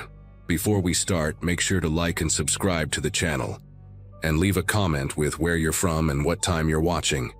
That way, YouTube will keep showing you stories just like this one. Now, let's begin. Grandma Eloise passed away on a Friday morning in April 2024, and by Sunday afternoon, I found myself sitting cross-legged on the floor of her bedroom closet, surrounded by decades of her life packed into cardboard boxes. My mother had asked me to help sort through everything since she could barely step into the house without breaking down. At 26, fresh out of a failed engagement and temporarily crashing at my parents' place in rural Virginia, I had nothing but time on my hands. Grandma and I had always been close, the kind of close where she would call me her little co-conspirator whenever we snuck extra dessert before dinner. She lived alone in that old farmhouse for 11 years after Grandpa Harold died, refusing to move despite everyone's concerns. The house smelled like her lavender hand cream and old books, and going through her things felt like reading her diary without permission. I expected to find old recipes, maybe some love letters from Grandpa, perhaps photographs from her years as a schoolteacher. What I did not expect was for my entire understanding of who she was to collapse within the span of a single afternoon. The first few boxes contained exactly what you would imagine. Report cards she had saved from students who had written sweet notes on the back, Christmas cards dating back to the 70s, receipts she had kept for absolutely no logical reason. I was actually smiling, shaking my head at how she had hoarded rubber bands in a mason jar, like they were precious gems. Then I pulled out a shoebox from the very back of her closet, hidden behind a stack of quilts she had sewn herself. It was heavier than it should have been, and the lid was secured with a thick rubber band that had nearly fused to the cardboard. When I finally pried it open, I found a bundle of documents wrapped in a faded silk scarf, the kind with hand-rolled edges that women wore in old Hollywood movies. There was a marriage certificate on top, yellowed and brittle, dated June 1961. The bride's name was Eloise Marie Compton, my grandmother's maiden name, but the groom was not Harold Weston, the man I had called Grandpa my entire life. The name typed in careful black letters was Vincent Agostino, and seeing it there made me feel like I had just stepped through a trap door into a room that was never supposed to exist.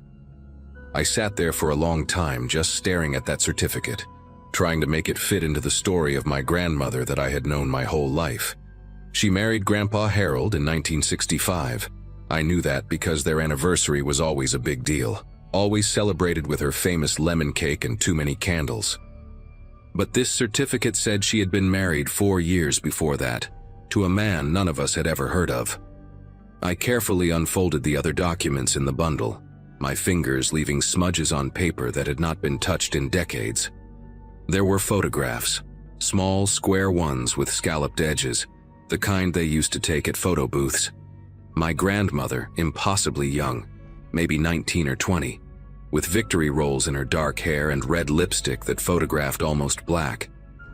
And next to her, a man with slicked back hair, a sharp jaw, and eyes that looked like they were keeping secrets even in a snapshot. He was handsome in a dangerous way, the kind of handsome that mothers warned their daughters about. On the back of one photo, in my grandmother's careful cursive, were the words, "V and me, Coney Island, June 1961. Beneath the photographs, I found newspaper clippings, brittle and brown at the edges, folded into small squares like someone had been hiding them for a very long time. The first one was from the Brooklyn Daily Eagle, dated March 1963. The headline read, "Local businessman sought for questioning in warehouse fire." There was no photo, but the article mentioned a Vincent Agostino, age 24, believed to be connected to the Marano crime family operating out of Red Hook. 3 men had died in that fire. The article said investigators suspected arson, that the warehouse had been used as a front for illegal gambling operations, and that Agostino had not been seen since the night of the blaze. I read it 3 times, waiting for the words to change, waiting for some other Vincent Agostino to appear, a different man with the same name, a coincidence that would let me keep my grandmother intact. But the next clipping was worse. It was from 2 weeks later, a smaller article buried on page 6, reporting that Vincent Agostino was now considered a missing person. His car had been found abandoned near the docks in Staten Island, doors open, keys still in the ignition. There was blood on the front seat. He was never seen again. My hands moved on their own after that, pulling out more papers, more secrets. There was a letter, handwritten on plain white paper, no envelope, no date. The handwriting was jagged, hurried, nothing like my grandmother's elegant script. It read, "Ellie, by the time you read this, I will be gone. Do not look for me. Do not ask questions. Forget you ever knew my name. They will come asking and you must tell them nothing. You were never my wife, we never met. Burn this letter and everything else. I am sorry for what I brought into your life. V." She had not burned it. She had kept it for over 60 years, tucked away in this shoebox along with her marriage certificate and those photographs and those terrible newspaper clippings. I tried to imagine her as a young woman, barely 22 years old, receiving this letter, realizing that her husband was either dead or running for his life, and that she could never speak of him again. I tried to imagine the fear she must have felt, the grief she could not share with anyone, the weight of pretending he had never existed. At the very bottom of the shoebox, beneath everything else, I found a small spiral notebook with a faded green cover. It was a diary of sorts, though not quite, more like scattered notes written in my grandmother's handwriting at different times over many years. The first entry was dated April 1963, just weeks after Vincent disappeared. "Men came to the apartment today, 2 of them.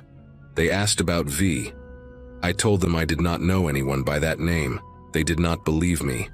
One of them grabbed my wrist hard enough to leave bruises. They said they would be back.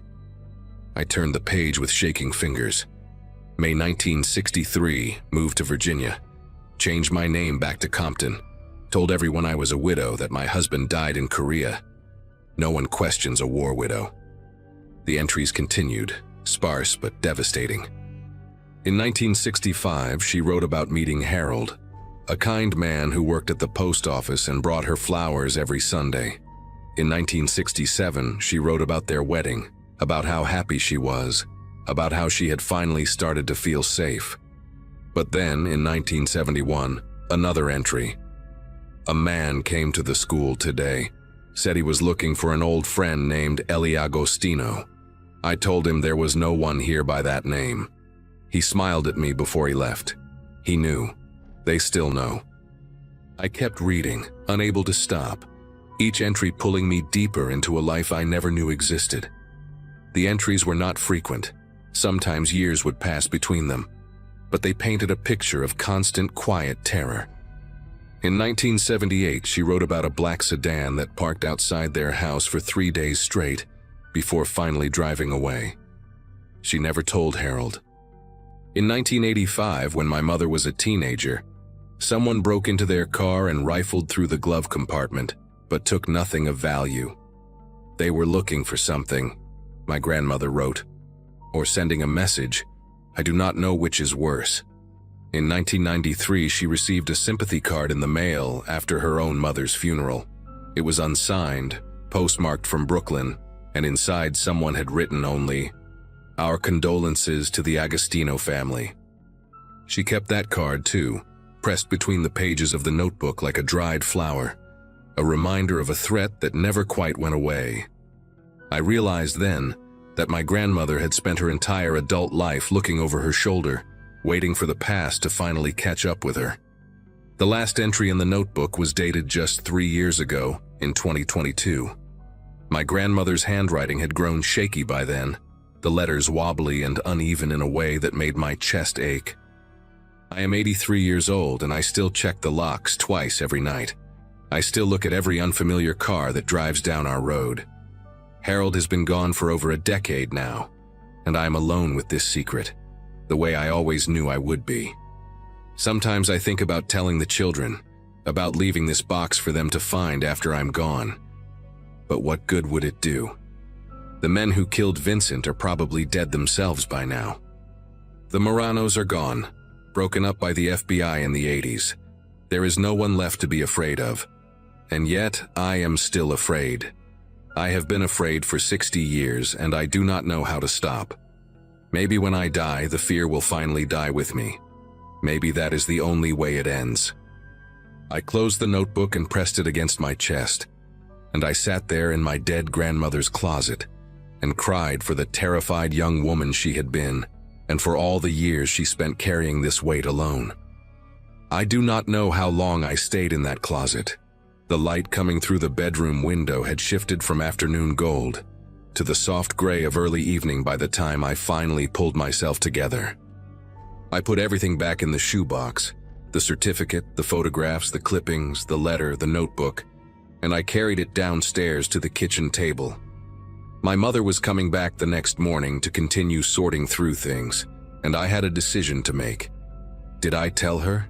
Did I show her this box and watch her entire understanding of her own mother collapse the way mine had? Grandma Eloise had kept this secret for over 60 years. She had protected her family from this knowledge, had borne the weight of it alone so that they would never have to be afraid the way she was afraid. Part of me wanted to honor that sacrifice, to take this box out to the backyard and burn it the way Vincent had asked her to do all those years ago. But another part of me, a louder part, needed to know more. I needed to understand what had really happened to Vincent Agostino, and whether the threat my grandmother feared her whole life had ever been real at all. I spent that night at the kitchen table with my laptop, falling down a rabbit hole of old newspaper archives and genealogy websites and true crime forums dedicated to organized crime in mid-century New York. The Morano family had been real, a small but violent outfit that operated out of Brooklyn from the late 40s until the FBI dismantled them in 1987. They were known for gambling, loan sharking, and arson for hire. Vincent Agostino's name appeared in a few digitized court documents from the era, listed as a known associate, but never formally charged with anything. His disappearance in March 1963 was mentioned in a true crime book about unsolved mob murders that someone had excerpted on a forum.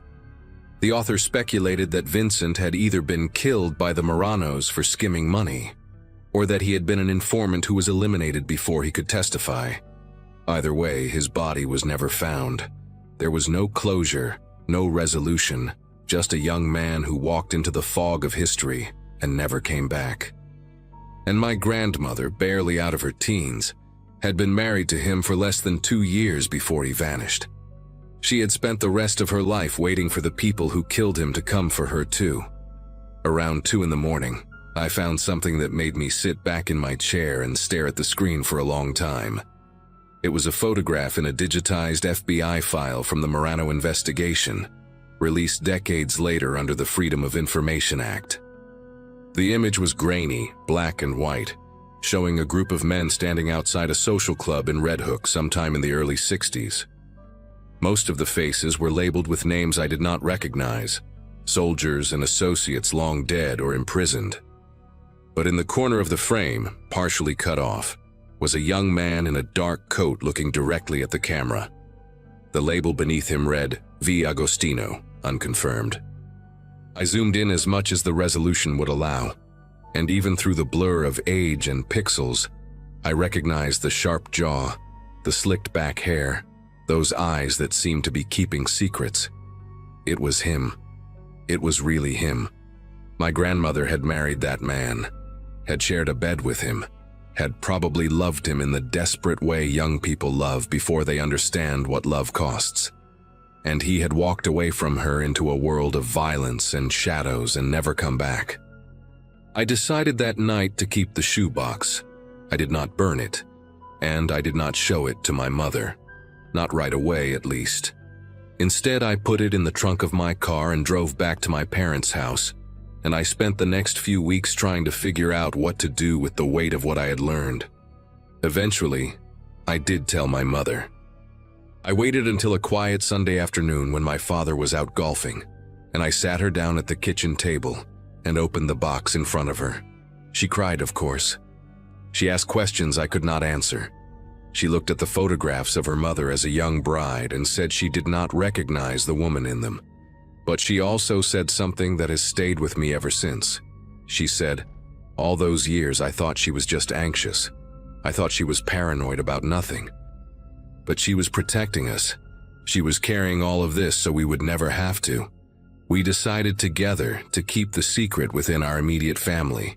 There was no point in telling my aunts and uncles, no reason to shatter their image of Grandma Eloise when she had worked so hard to build it. The Moranos were gone. Vincent was gone. The only person left who had been afraid was gone too. We let the fear die with her, the way she had hoped it would. I still have the shoebox. It sits on the top shelf of my closet now, behind a stack of old yearbooks and photo albums from college. Sometimes late at night when I cannot sleep, I take it down and look through its contents again. I study the photographs of my grandmother as a young woman, trying to find some trace of the fear that would come to define her life. But all I see is hope. She looks so impossibly young in those pictures, so full of the belief that love can conquer anything. She did not know yet what Vincent was, or what he would bring into her life. She did not know that she would spend the next 6 decades checking locks and watching cars and flinching at unexpected knocks on the door. I think about her often now, not the grandmother I knew with her lemon cake and her lavender hand cream, but the frightened young woman who reinvented herself completely just to survive. She built a whole life out of silence and secrets, and she did it so well that none of us ever suspected a thing. I do not know if that makes her brave or tragic or both. But I know this. She loved us enough to carry this burden alone, and she was strong enough to never let it break her. That is the woman I choose to remember. That is the grandmother I will always love.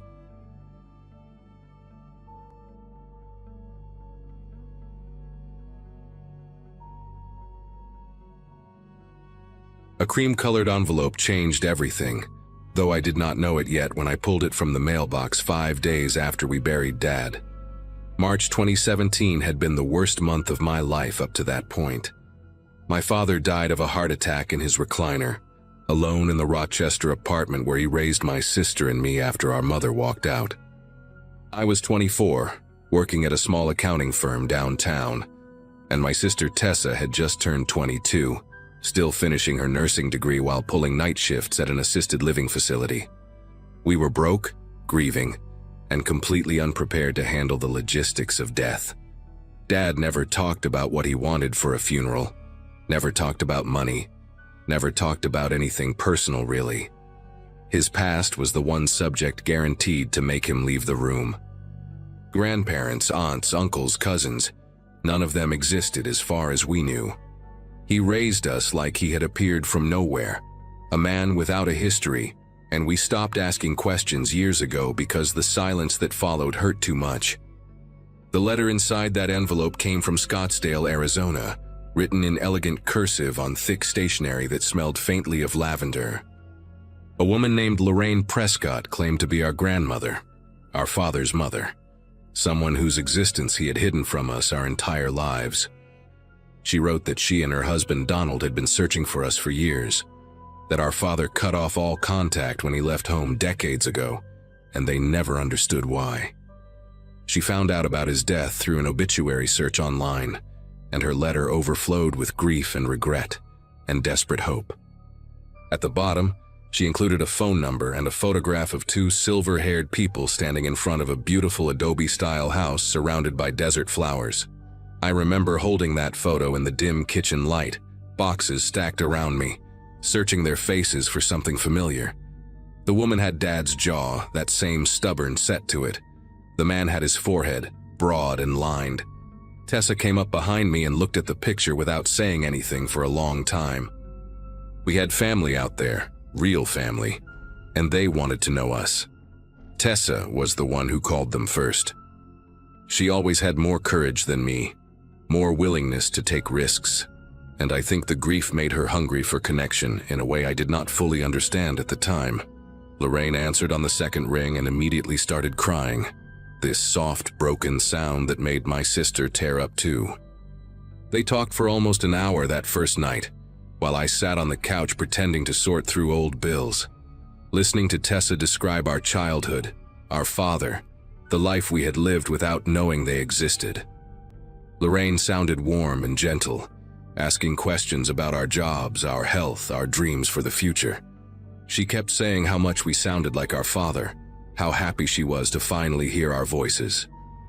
By the time Tessa hung up, she was convinced these were good people who had been wronged by a son who refused to forgive whatever happened between them. I wanted to believe it too. We were orphans now, both parents gone, and the idea of grandparents felt like a life raft in the middle of a dark ocean. Over the following weeks, the phone calls became a regular occurrence, sometimes with Lorraine, sometimes with Donald, occasionally with both of them on speakerphone. They asked about everything, our favorite foods, our allergies, whether we had any health problems growing up. Lorraine mentioned that heart disease ran in the family and urged us to get checkups, said she worried about us now that our father was gone. Donald talked about his own health struggles, a kidney condition that required dialysis 3 times a week, and how grateful he was for modern medicine. They offered to help with our father's remaining debts, sent a check for $5,000 that arrived in a padded envelope with another handwritten note. We deposited it feeling guilty and relieved at the same time.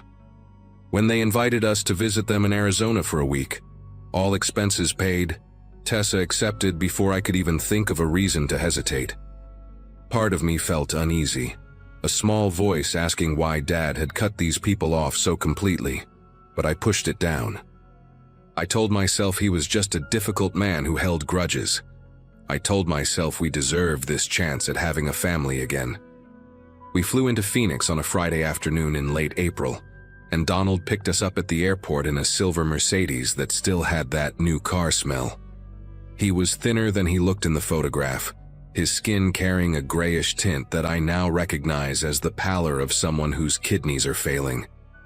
But his handshake was firm and his smile seemed genuine, crinkling the corners of his pale blue eyes as he loaded our bags into the trunk. Lorraine was waiting at the house with a spread of food that could have fed 10 people. Homemade lasagna and fresh bread, and a chocolate cake she said was our father's favorite when he was a boy. Their home was even more beautiful than the picture suggested, all terracotta tiles and high ceilings and windows that looked out onto the desert mountains. They had prepared a guest room for each of us, decorated with fresh flowers and soft towels and little baskets of toiletries.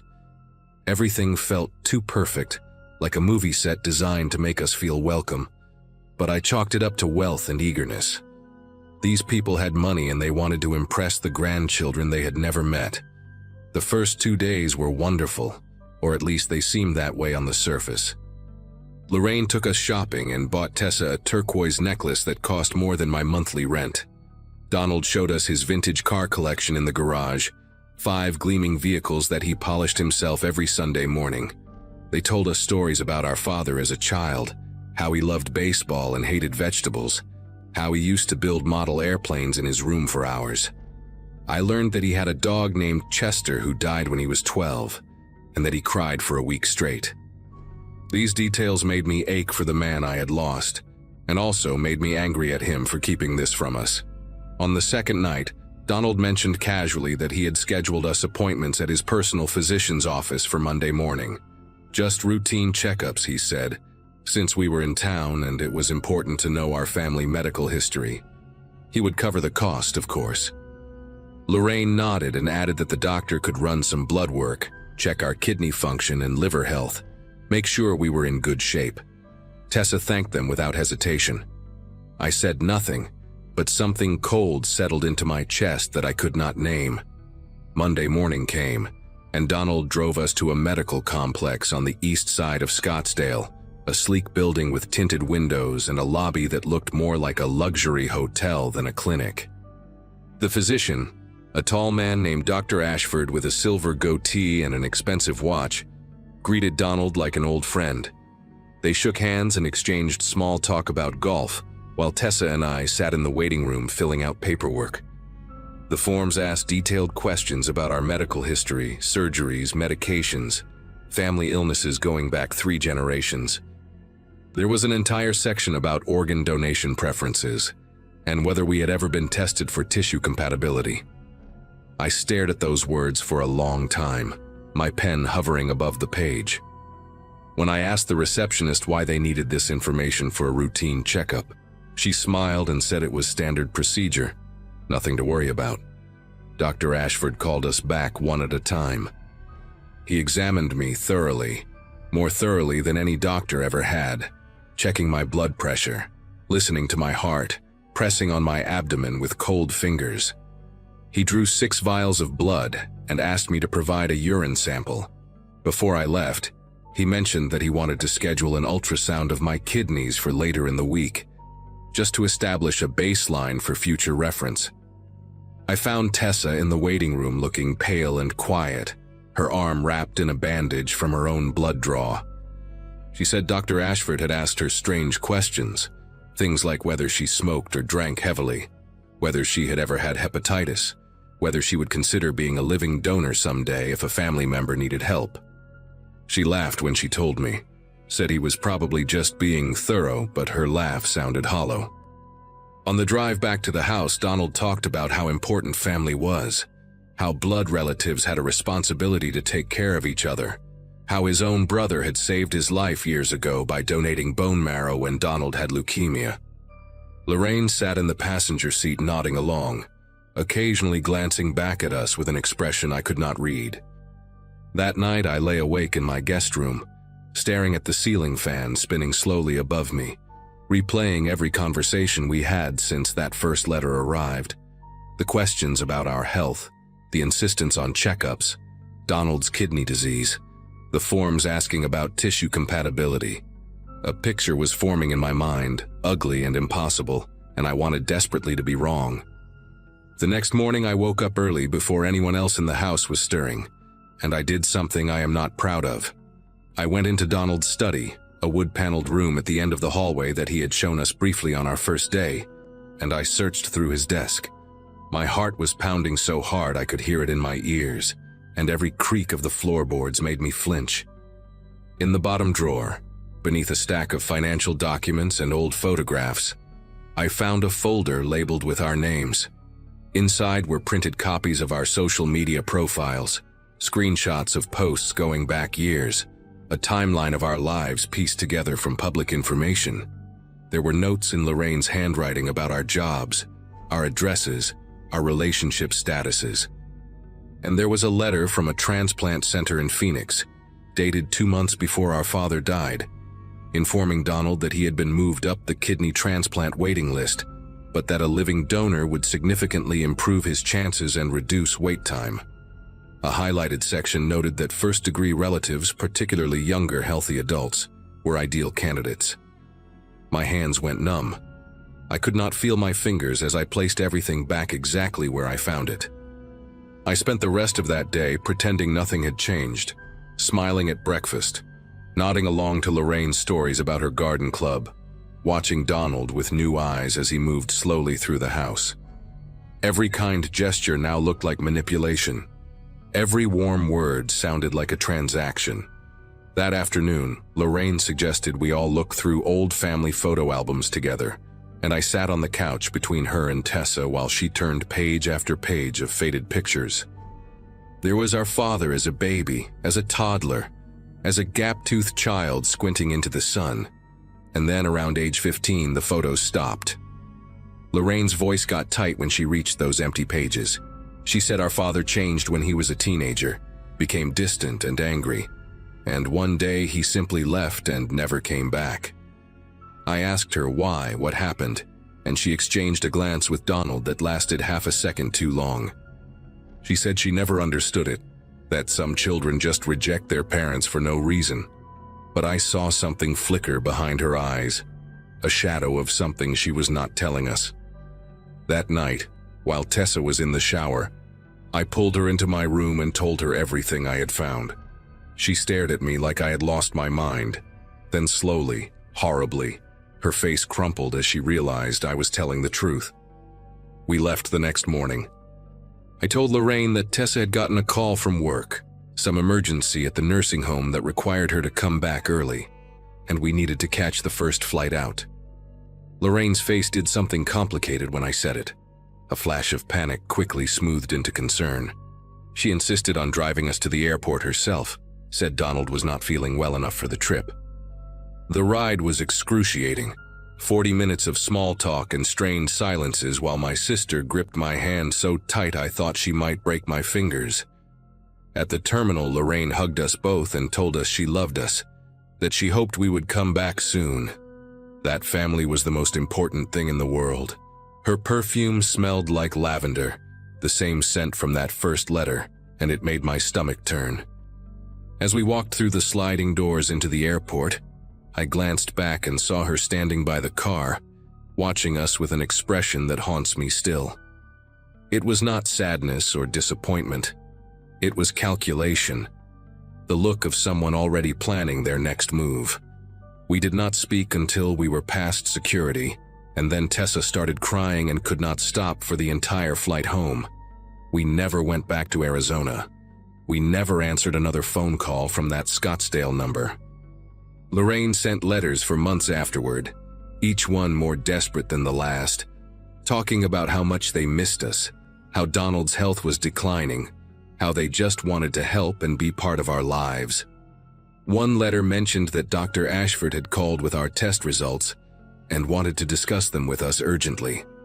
Another included a check for $10,000 and a note saying it was an early inheritance, no strings attached.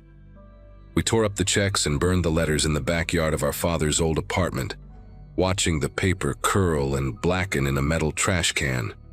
Tessa and I talk about it sometimes, late at night when neither of us can sleep, trying to understand what kind of people would hunt down their estranged grandchildren to harvest their organs.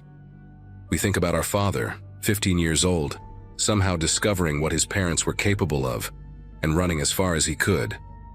We understand now why he never talked about his past, why he raised us like a man with no history. He was protecting us the only way he knew how. I still wonder if Donald ever got his kidney, if some other desperate relative or stranger saved his life. I wonder if Lorraine is still out there, searching obituaries for other family members, other potential donors. Some nights I dream about that house in the desert, those terracotta tiles and high ceilings, and I wake up feeling like I escaped something I will never fully understand. My father saved us twice, once by running away and once by dying before they could reach us through him. I wish I could thank him for that. I wish I could tell him I finally understand.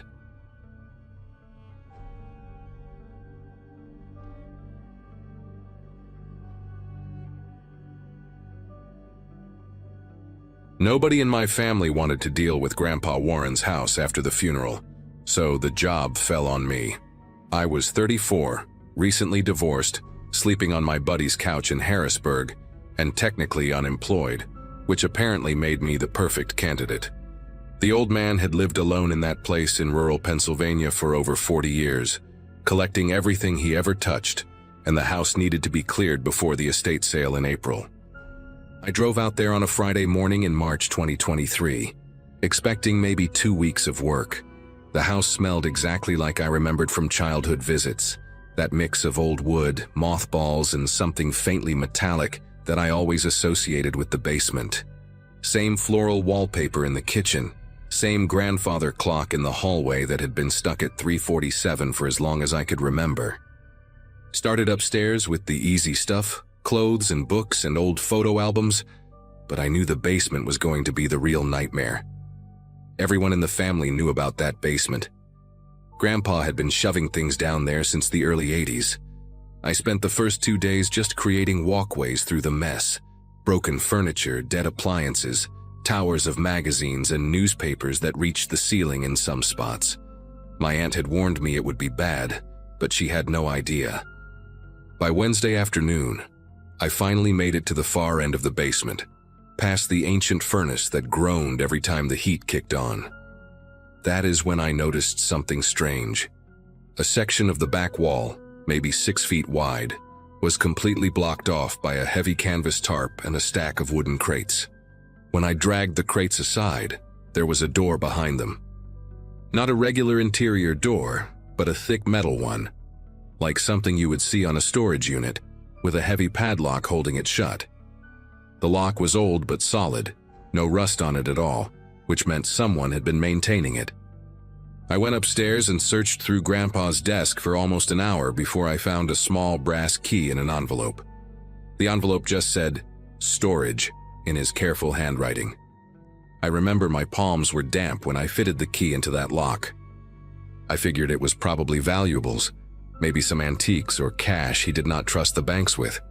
I had no idea what I was about to walk into. The door swung open easier than I expected, and the smell hit me first.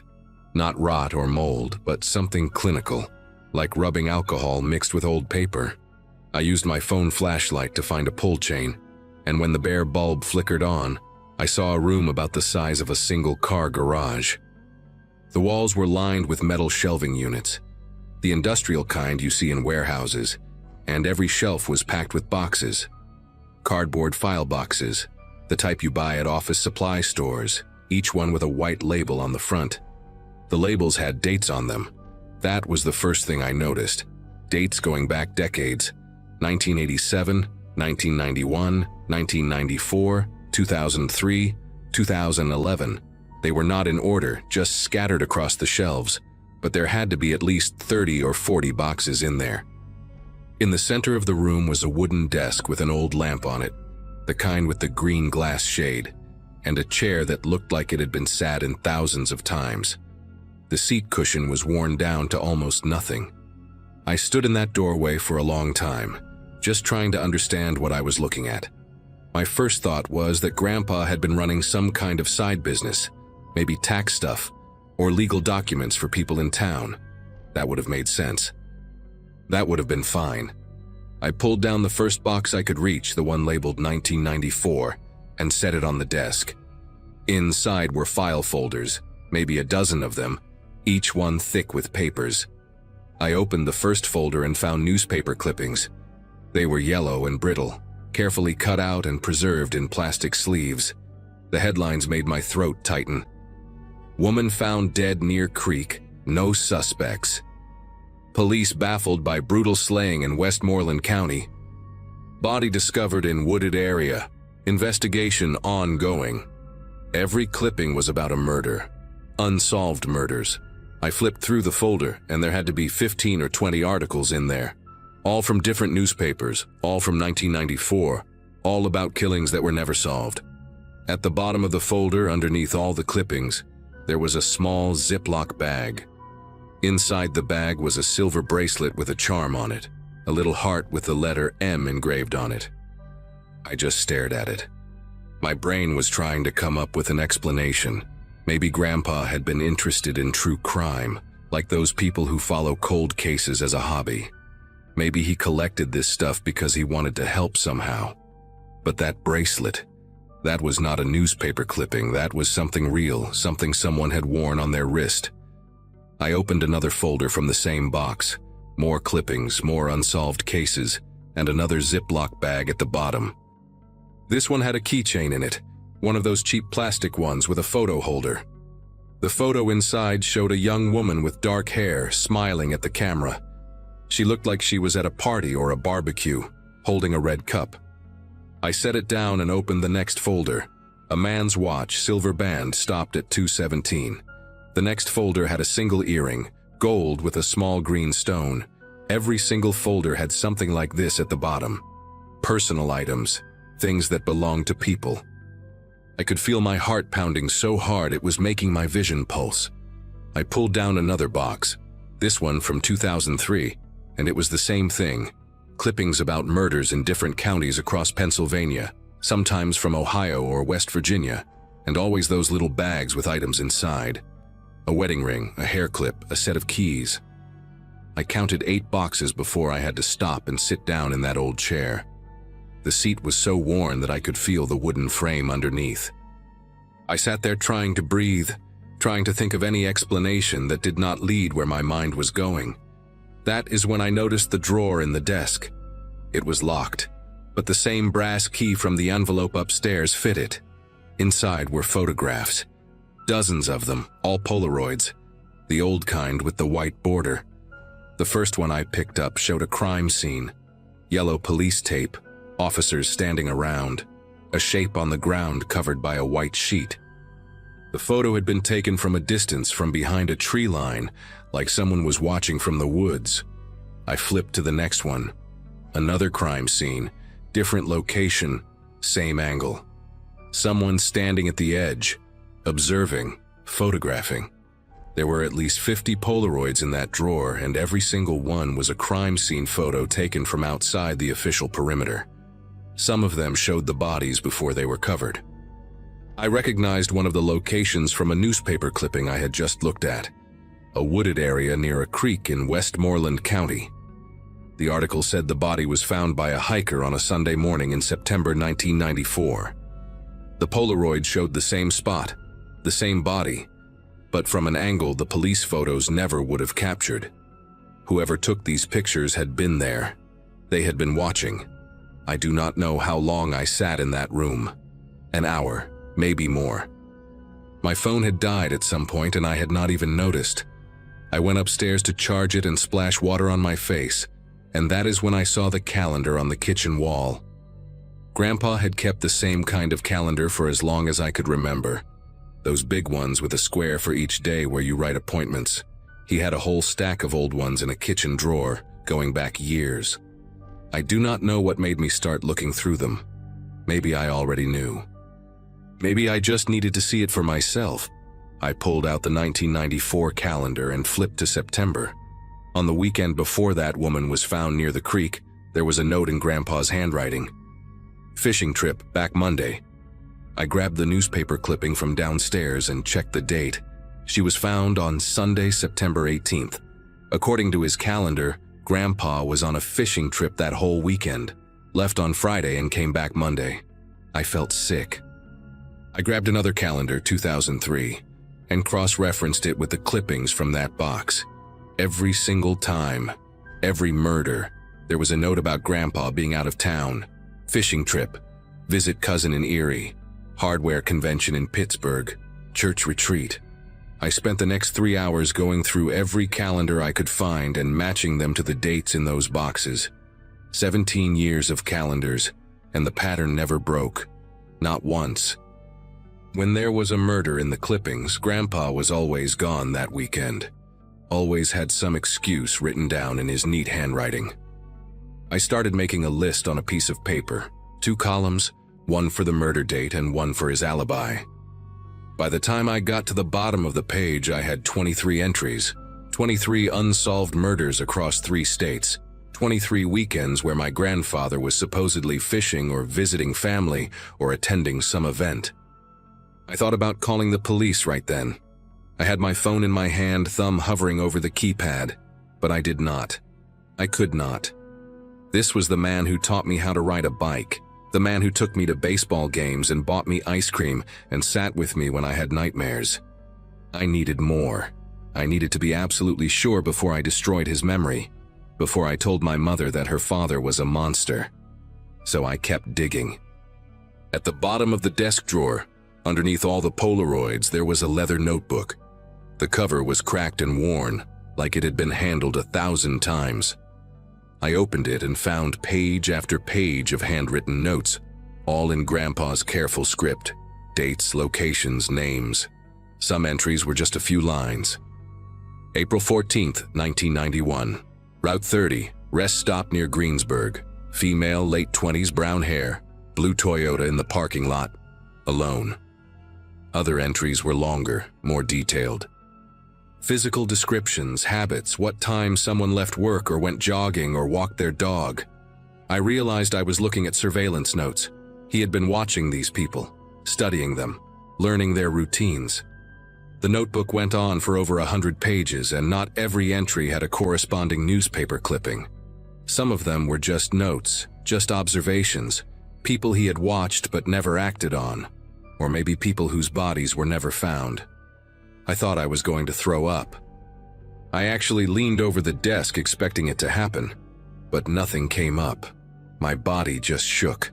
I had to put my head between my knees and focus on breathing until the room stopped spinning. When I finally looked up again, I noticed something I had missed before. On the wall behind the desk, partially hidden by one of the shelving units, there was a map. It was a large map of Pennsylvania and the surrounding states, pinned to the wall with thumbtacks. And there were marks on it. Red dots, dozens of them scattered across the region. Some had small dates written next to them in black ink. I recognized some of the locations from the newspaper clippings. Westmoreland County, a spot near the Ohio border, somewhere in the mountains up north. Every red dot was a place where someone had died. I stood there staring at that map for a long time, counting the dots. There were more dots than there were boxes on the shelves. A lot more. Some of the older dots, the ones from the 80s, had faded so much they were almost pink. He had been doing this for decades, maybe since before I was born, maybe since before my mother was born. I thought about every family dinner, every Christmas, every Thanksgiving where Grandpa sat at the head of the table and carved the turkey and told jokes that made everyone laugh. I thought about the way he used to call me champ and ruffle my hair, how he smelled like pipe tobacco and peppermint. This man, this monster, had been hiding in plain sight my entire life, and nobody had ever suspected a thing. I left that room and locked it behind me. I sat on the basement stairs for what felt like hours, just staring at the concrete floor, trying to figure out what to do. Part of me wanted to burn it all, drag those boxes outside, douse them in gasoline, and watch decades of horror turn to ash. Nobody would ever know. Grandpa would stay the kind old man in everyone's memory, and I would carry this secret until I died. But then I thought about those items in the Ziploc bags. The bracelet with the letter M, the keychain with the smiling woman, the wedding ring. Those belonged to real people. People who had families that never got answers, never got closure, spent years wondering what happened to their daughter or sister or wife. I could not take that from them. I could not let Grandpa win one more time. So I called the police. I sat on those basement stairs and dialed 911 and told the dispatcher that I had found something at my grandfather's house, something related to old crimes, and I needed someone to come look at it. The deputy who showed up probably thought I was crazy at first. Some guy rambling about boxes and murder clippings in a secret room. But then I showed him. I watched his face change as he opened those folders and saw the Polaroids and the map. He made some calls, and within 2 hours that house was full of state police and FBI agents. That was almost 2 years ago now. I am still not allowed to talk about the details of the investigation, but I can tell you what became public record. They matched items from those boxes to 14 unsolved murders across Pennsylvania, Ohio, and West Virginia. 14 families who finally learned what happened to their loved ones.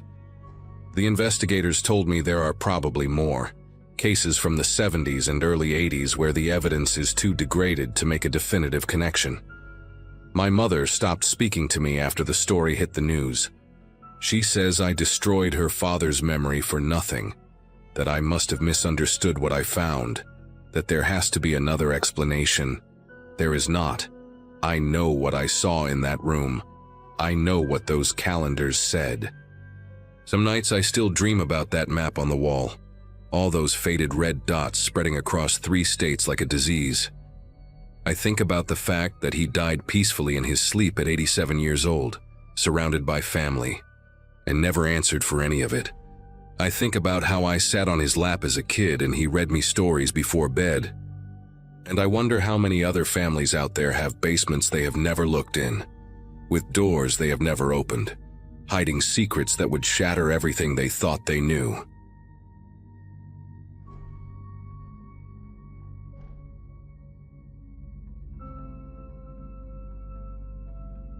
Hospital rooms have a particular silence that sits heavy in the air, different from any other kind of quiet I have ever experienced. I learned that during my years as a nurse at St. Catherine Memorial in Harrisburg, Pennsylvania, but nothing prepared me for how that silence would feel when it was my own grandmother lying in the bed. October 2017 was supposed to be a good month for me. I had just gotten engaged to my college sweetheart. We were planning a spring wedding, and life seemed to be falling into place the way everyone always promised it would. Then my mother called at 6 in the morning on a Tuesday, her voice cracking, as she told me that Nana Ruth had collapsed in her kitchen, and the doctors were saying she might not have much time left. I drove 3 hours through rain so heavy I could barely see the road, my knuckles white against the steering wheel, praying to a God I was not sure I believed in anymore. By the time I arrived, she had already slipped into that halfway state between consciousness and whatever comes next, her eyes closed and her breathing shallow and labored. Nana Ruth was 87 years old, and until that Tuesday morning, she had seemed invincible to me. She still lived alone in the same farmhouse where she had raised my mother, still tended her vegetable garden every spring, still made her famous apple butter every fall, and sent jars of it to everyone in the family. I had graduated nursing school when I was 23, young and idealistic, convinced that understanding the mechanics of death would somehow make it easier to face. Sitting beside her bed that Wednesday, holding her hand while my parents took turns pacing the hallway and making phone calls, I realized how wrong I had been. Her skin felt like tissue paper, thin and dry and fragile in a way that made my throat tighten every time I looked at her.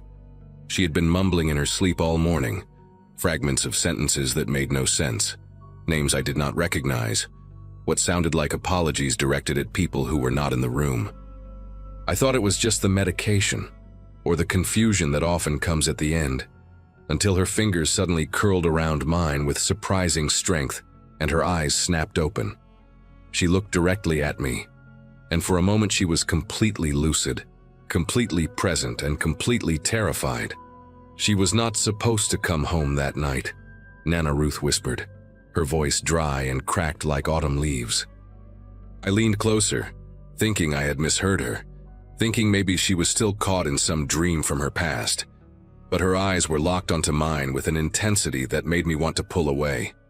"I need to tell you, before I go, I need someone to know." Her grip on my hand tightened even more, her brittle fingernails pressing into my palm hard enough to leave marks. I glanced toward the door, wondering if I should call for my mother, but something in Nana Ruth's expression stopped me. She looked like a woman who had been carrying a weight for so long that her bones had bent around it. And now, at the very end, she was desperate to set it down. I told her it was okay, that she could tell me anything, that I was listening. I had no idea what I was agreeing to hear. She started talking in a voice so low I had to lean my ear close to her mouth, close enough to smell the staleness of her breath and the faint chemical scent of the medications dripping into her arm. She told me about a night in the summer of 1987, a night when she was still living in Waynesboro with my grandfather before he passed. She told me about her neighbor, a woman named Donna Whitmore, who lived in a small blue house at the end of Chestnut Road with her husband and 2 young children. Nana Ruth's voice trembled as she described Donna, a quiet woman with auburn hair, who always wore a silver cross around her neck and who brought over casseroles whenever someone in the neighborhood was sick. She was kind, Nana Ruth said, and something in the way she said it made my chest feel tight. She did not deserve what happened to her, none of it, and I let them blame the wrong person because I was too afraid to speak. I sat there frozen, my heart pounding against my ribs, watching tears leak from the corners of my grandmother's eyes and disappear into the pillow beneath her head.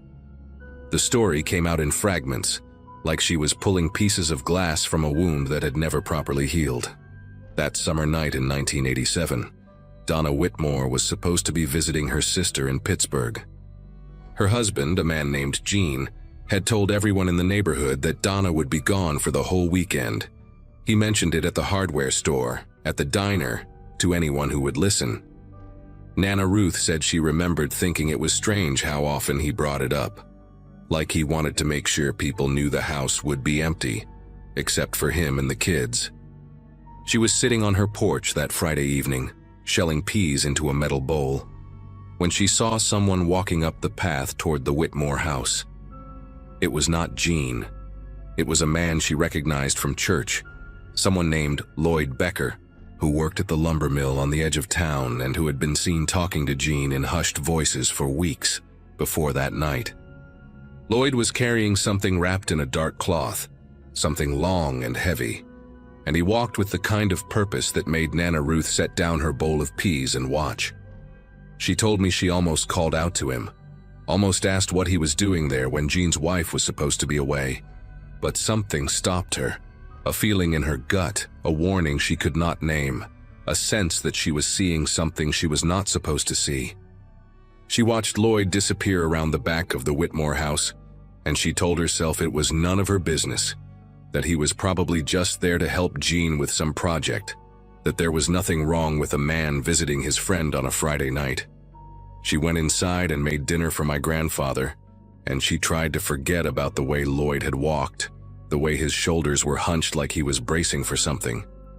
It was almost midnight when she heard the screaming.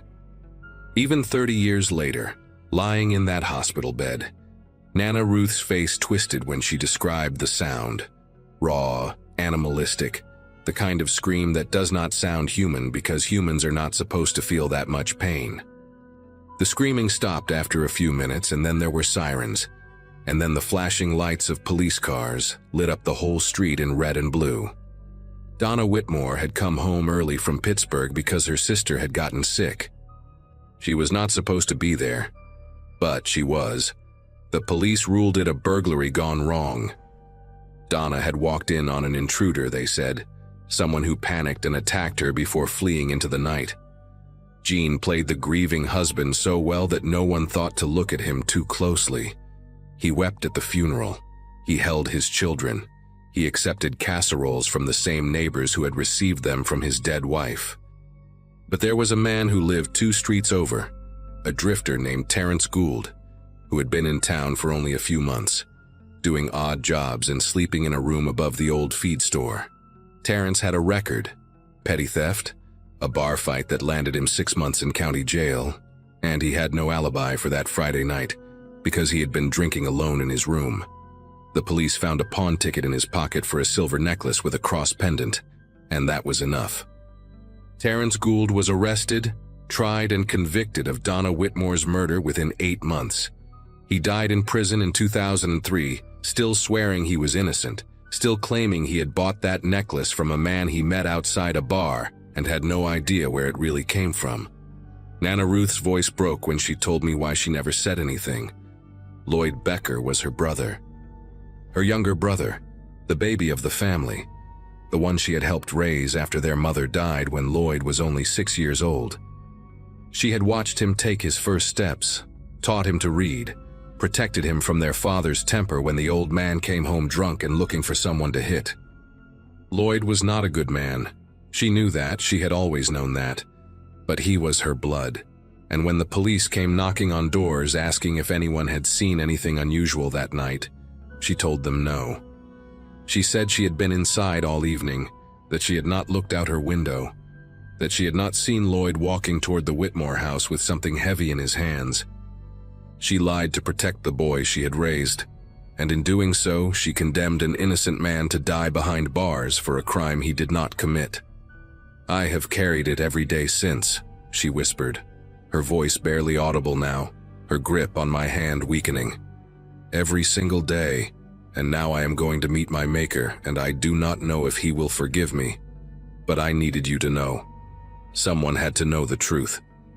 She died less than an hour later, slipping away so quietly that I almost missed it.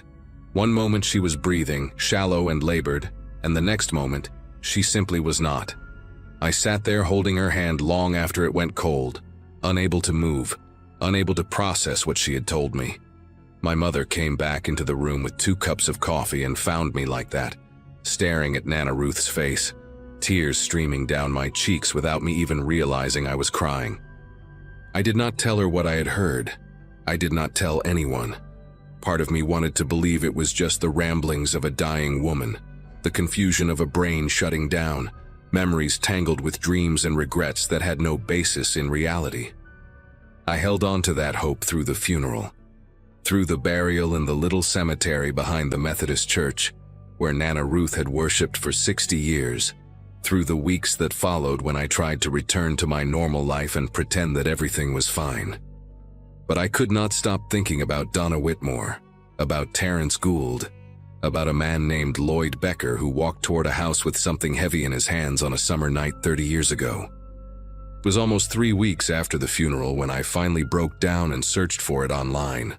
I told myself I just wanted to prove that Nana Ruth had been confused, that there was no murder on Chestnut Road in Waynesboro in 1987, that the whole story was a fiction her dying brain had constructed from fragments of old television shows and half-remembered news reports. I typed in Donna Whitmore Waynesboro 1987 and hit enter, and the first result made me feel like all the air had been sucked out of the room. There she was, a newspaper photograph from the Waynesboro Herald, grainy and faded, but unmistakably real. Auburn hair, a gentle smile, a small silver cross visible at her throat. The headline read, "Local Woman Slain in Home Invasion," and the date was July 18, 1987. I scrolled through article after article, my hands trembling against the keyboard, reading about the investigation, the arrest, the trial, the conviction. Terrence Gould's mugshot stared back at me from the screen, a thin man with hollow eyes and a look of bewildered terror, like he could not understand what was happening to him. And then I found something that made me stop breathing entirely. A small article from just 2 months earlier, buried in the local news section of the Waynesboro paper. The headline read, "Cold Case Review, 1987. Whitmore Murder Reopened After New Evidence Surfaces." I read that article so many times that I could recite it from memory. A detective named Hank Ellsworth had been assigned to review old cases as part of a state initiative, and when he pulled the Whitmore file, he found inconsistencies that the original investigators had overlooked. The pawn ticket that convicted Terrence Gould had been dated July 19th, one day after the murder. But the pawnshop owner's records showed he had not opened until noon that day, and witnesses placed Terrence passed out drunk in his room above the feed store until well past 2 in the afternoon. There was no way he could have pawned that necklace in the window of time, the prosecution claimed. More troubling still, Detective Ellsworth had found notes in the original case file suggesting that another neighbor had mentioned seeing someone near the Whitmore house that night, a man who did not match Terrence Gould's description at all. That lead was never followed up. The neighbor who made the statement had died in 1994, but her name was still there in the file, written in faded blue ink on a yellowed piece of paper. Her name was Ruth Becker, my grandmother. She had told the police something after all, something that contradicted her later testimony, and someone had buried it. I spent the next week barely sleeping, barely eating, reading everything I could find about the case and about the people involved. Gene Whitmore had remarried in 1991 and moved to Florida, where he died of a heart attack in 2008. Lloyd Becker, my great-uncle, a man I had never met, whose name I had never even heard until Nana Ruth whispered it in that hospital room, had left Waynesboro shortly after the trial and spent the rest of his life drifting between small towns in the Midwest. He died alone in a motel room in Iowa in 2012. Liver failure, no family at the funeral. The only people still alive who might know the truth were Donna's 2 children, now grown adults with families of their own, and they had apparently been the ones pushing for the case to be reopened. I found an interview with the daughter, a woman named Catherine who was 6 years old when her mother was killed. She said she had spent her whole life believing Terrence Gould was the monster who destroyed her family, but now she was not so sure. She said she remembered things from that night, fragments that did not make sense, images of her father talking to a man in their backyard while her mother was supposed to be in Pittsburgh. She was too young to understand what she was seeing, but the memory never left her. I called Detective Ellsworth on a Monday morning in November, sitting in my car in the parking lot of the hospital where I worked because I could not bring myself to make that call from inside my apartment. My voice was shaking when I told him who I was and what I knew, and there was a long silence on the other end of the line before he asked me to come to the station and give a formal statement. I drove to Waynesboro that same afternoon, 3 hours through the same route I had taken to see my grandmother die, and I sat in a small gray room with fluorescent lights and told a stranger everything Nana Ruth had told me. I showed him the notes I had written in the days after her death, every detail I could remember, every name and every description. He listened without interrupting, his face completely unreadable, and when I finished he thanked me and said they would be in touch. I walked out of that station feeling hollowed out, like I had left something essential behind in that room. I had just destroyed my grandmother's memory, exposed her as someone who let an innocent man rot in prison to protect a killer.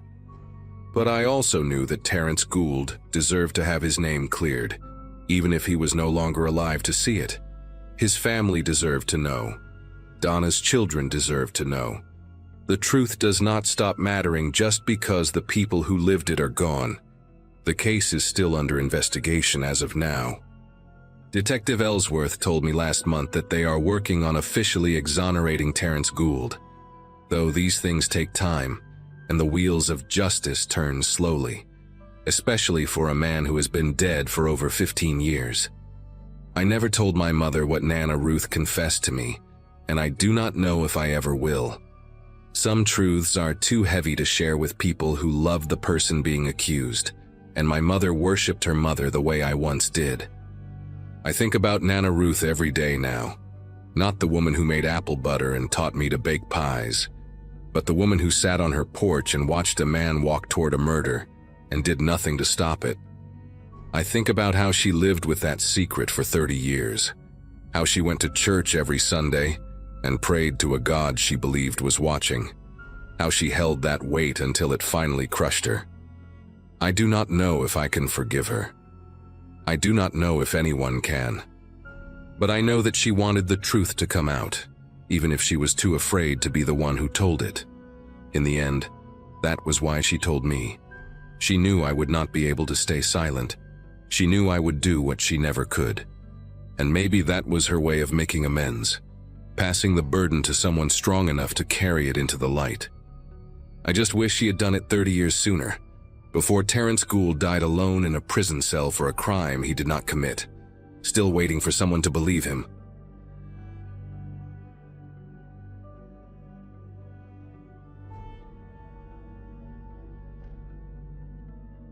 Grandma Evelyn called me on a Wednesday night, said she needed help going through some old boxes in the attic, and asked if I could come stay for the weekend. She sounded strange on the phone, her voice shaky in a way I had never heard before, and Grandpa Howard kept interrupting in the background saying something I could not make out. They lived on this 40-acre property in rural West Virginia, mostly forest and overgrown farmland, a place that had been in the family since before my mom was born. I had not visited since Thanksgiving 2 years prior, and guilt had been eating at me. So I told her yes, took Friday off work and made the 6-hour drive from Richmond. My friends thought it was sweet that I was helping my elderly grandparents. They had no idea what I was actually walking into. None of us did. If I had known, I would have stayed home and never answered that phone call. I would have let it ring until the voicemail picked up and then deleted it without listening. I pulled up to their property around 4 in the afternoon that Friday, the first week of April, when everything was still brown and dead from winter. The driveway was nearly a quarter mile of gravel that had mostly turned to mud, and my car struggled through the deeper spots. Grandma was waiting on the porch when I got there, wrapped in a thick cardigan even though it was not that cold, and she looked smaller than I remembered. Grandpa stayed inside watching some game show on the old television, barely acknowledged me when I walked through the door with my overnight bag. There was this tension in the house that I picked up on immediately, little looks between them when they thought I was not paying attention. Grandma would start to say something and then catch herself, change the subject to something mundane like the weather or what she was making for dinner. I figured they were just getting old, maybe having some health issues they did not want to worry me about. But it was more than that. Something was wrong in that house, something neither of them wanted to talk about. And I spent that whole first evening trying to figure out what it was. Saturday morning I woke up early, around 6, because I heard the back door slam shut. I looked out the window of the guest bedroom and saw Grandpa walking toward the tree line at the edge of their property, carrying a plastic grocery bag in one hand. He moved faster than I had seen him move in years, with purpose, like he had somewhere to be. I thought maybe he was going to feed some stray cats or check on something in the old barn, so I did not think much of it and went back to bed for another hour.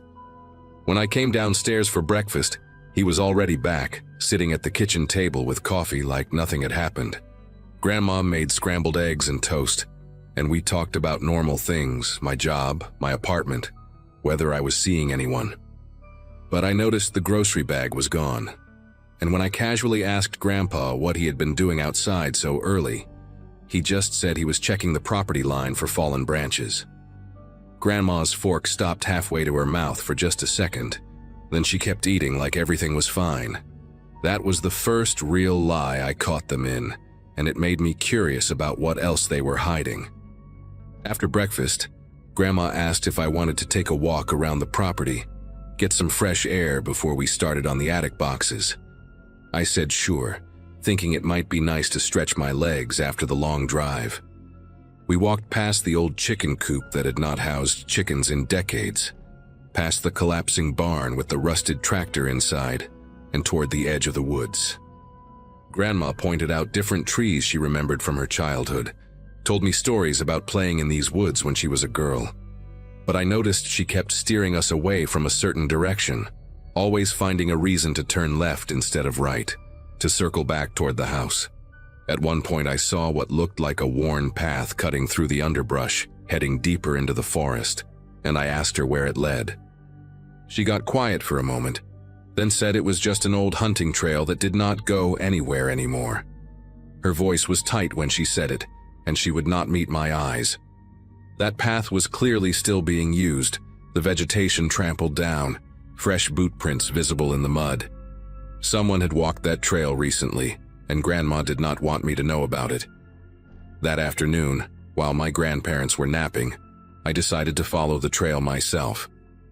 I told myself I was just curious. Maybe there was an old shed or something interesting back there, nothing to worry about.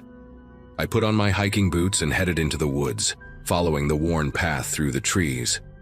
The forest was dense, mostly oak and pine, and the further I walked, the quieter everything got. No birds singing, no squirrels running through the branches, just my footsteps crunching on dead leaves. After about 10 minutes, the trail opened up into a small clearing, and that is when I saw the well. It was an old stone well, the kind you see in pictures from 100 years ago, with a wooden cover that had been placed over the top. The cover looked newer than the well itself, maybe only a few years old, and there were heavy rocks placed on top of it like someone wanted to make sure it stayed closed. But what really got my attention was the structure next to it, half hidden by overgrown bushes. It looked like an old root cellar or storm shelter, a concrete entrance built into a small hill with a rusted metal door that was slightly ajar. I should have turned around right there. Every instinct told me to go back to the house and pretend I never found this place. But I kept thinking about Grandpa sneaking out at dawn with that grocery bag, about Grandma steering me away from this direction, about all the strange looks and half-finished sentences. So I walked over to the shelter and pulled the door open wider. The hinges screamed with rust and a smell hit me immediately, damp earth and something else, something stale and human. I used my phone flashlight to look inside and my heart started pounding so hard I could feel it in my throat. There were stairs leading down into darkness, maybe 8 or 10 concrete steps, and at the bottom I could see a small room. Someone had been living down there. There was a cot with blankets piled on it, empty water bottles scattered on the floor, canned food stacked against the wall, a bucket in the corner that I did not want to think about. And on the walls, written in what looked like marker or maybe charcoal, were words. Sentences. Please. I made myself go down those stairs even though every part of me wanted to run. And I started reading what was written on those concrete walls. The handwriting was messy, desperate. Some of it scratched so hard into the concrete that whoever wrote it must have broken the marker or charcoal more than once. The first thing I read was near the door, at eye level, and it said, "Please don't send me back, they will kill me." No punctuation, no capitals, just raw fear put into words. Further along the wall there was more. "I did what you asked, I stayed quiet." And then, in bigger letters near the cot, "How long do I have to stay here?" There were tally marks scratched into one section of the wall, grouped in sets of 5, and I counted them twice to make sure. 117 days. Someone had been down here for almost 4 months, marking each day, waiting for something. The most recent writing was near the stairs, and it was different from the rest, calmer somehow, more resigned. It just said, "They are good people, they are trying to help me, I know that now." That one disturbed me more than all the desperate pleas combined. It sounded like something a person would write after they had given up, after they had accepted whatever was happening to them.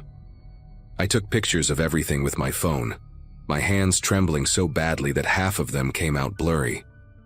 I searched the rest of the shelter, looking for anything that might tell me who had been kept down here. Under the cot, I found a small pile of clothes, a worn flannel shirt and jeans that looked like they belonged to a man, maybe medium build. There was a paperback book with the cover torn off, some kind of thriller from what I could tell, with pages dog-eared throughout. In the corner behind the food cans, I found a wallet. It was old, the leather cracked and faded, and inside there was no money, no credit cards, just a West Virginia driver's license. The photo showed a man in his 30s, thin face, dark hair, tired eyes. The name on the license was Curtis Allen Webb, and according to the birth date, he would have been 34 when the license was issued. The issue date was 2015, which meant it had expired years ago. I stared at that face for a long time, trying to understand what I was looking at. Who was this man? Why had my grandparents been keeping him in an underground shelter on their property? And where was he now? The cot had not been slept in recently. The blankets were cold, and there was a layer of dust on everything. Whoever Curtis Webb was, he had not been down here for a while, but someone was still maintaining this place, still coming out here. The grocery bag Grandpa had carried that morning had to be connected somehow. I put the wallet in my pocket and climbed back up those stairs, my legs shaking so bad I had to grip the railing to keep from falling. When I got outside, I looked at the well again, really looked at it this time. The wooden cover was thick, solid, built to hold weight. Those rocks on top were not decoration, they were there to keep something in or keep someone out. I walked over and tried to move one of the rocks, but it was heavier than it looked, maybe 40 or 50 pounds. I managed to slide it to the side, then another one until I could lift the edge of the wooden cover just enough to peer inside. The smell that came up was horrible, wet and rotten, like standing water mixed with decay. I shined my phone flashlight down into the darkness, but the well was deep, maybe 30 feet, and I could not see the bottom clearly. There was water down there, black and still, and something floating on the surface. It looked like fabric, maybe cloth, bunched up and waterlogged. I could not tell what it was, and I did not want to know. I dropped the cover back down, shoved the rocks into place, and walked back to the house as fast as I could without running. My grandparents were awake when I got back, sitting in the living room watching television like nothing in the world was wrong. I stood in the doorway for a moment, looking at these two people I had known my whole life, trying to reconcile the grandparents who had taught me to fish and baked me birthday cakes with whatever was happening in that underground shelter. Grandma looked up and smiled at me, asked if I had enjoyed my walk. I said yes, it was nice, and then I went upstairs to the guest room and locked the door. I sat on the bed and pulled out the wallet, stared at Curtis Webb's face on that expired license. I searched his name on my phone, but the signal out there was terrible, barely one bar and nothing would load.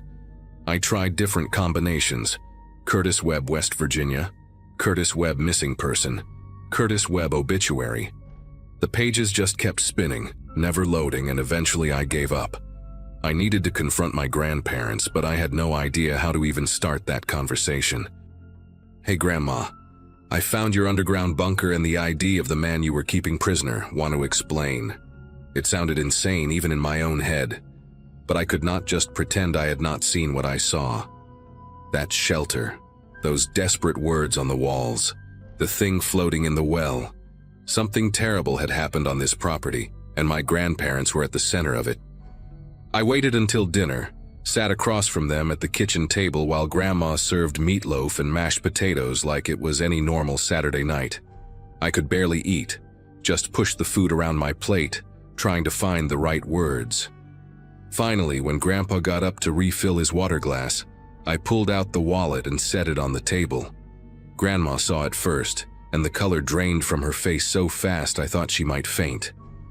She grabbed the edge of the table with both hands, steadying herself, and whispered something I could not hear. Grandpa turned around, saw the wallet, and his whole body went rigid.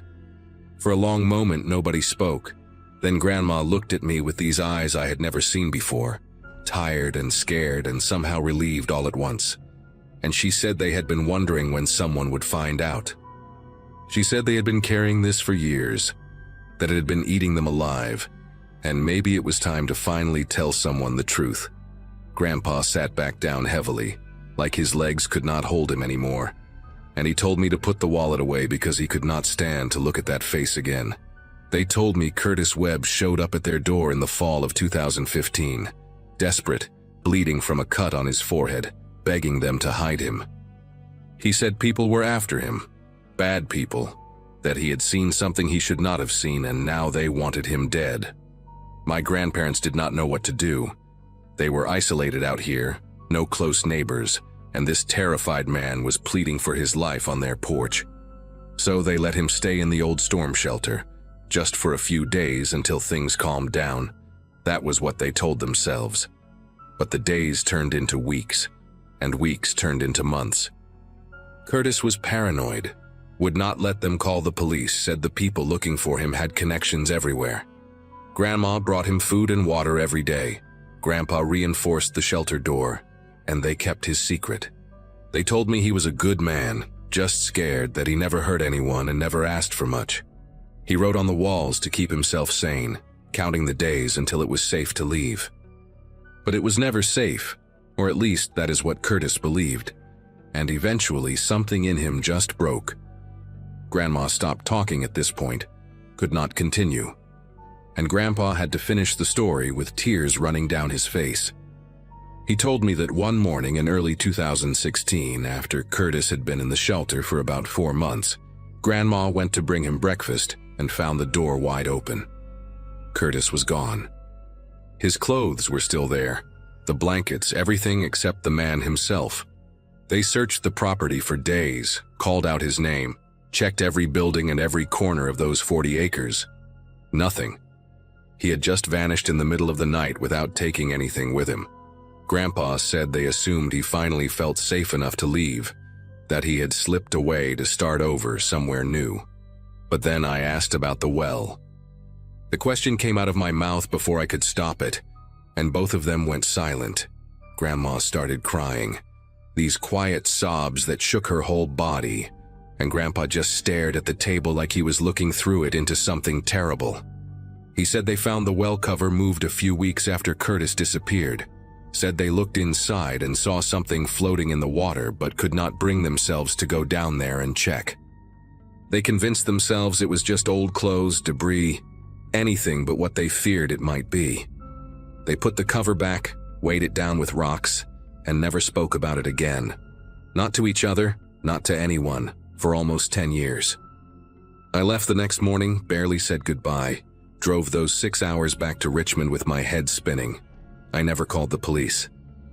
I know I should have, but these were my grandparents, 2 people in their 80s who had already lost their daughter and were clearly tormented by whatever happened to Curtis Webb. What would reporting it accomplish now? If Curtis was in that well, he had been dead for almost a decade. And my grandparents, they genuinely believed they were helping someone, hiding a scared man from people who wanted to hurt him. Were they wrong to do it? Probably. Did something go horribly wrong? Almost certainly. But I could not be the one to send them to prison for the last years of their lives. Grandpa passed away 8 months later, heart attack in his sleep. Grandma followed him 6 weeks after that, like she just gave up once he was gone. I inherited the property, all 40 acres of it, and I have not set foot on it since. The house is still standing, the shelter is still out there in the woods, and that well is still covered with those heavy rocks. I think about Curtis Webb sometimes, wonder who he really was, what he saw that made him so afraid, whether anyone ever came looking for him. I think about what might be floating in that black water, waiting to be found. But I am never going back there to check. Some answers are not worth knowing, and some secrets should stay buried exactly where they are.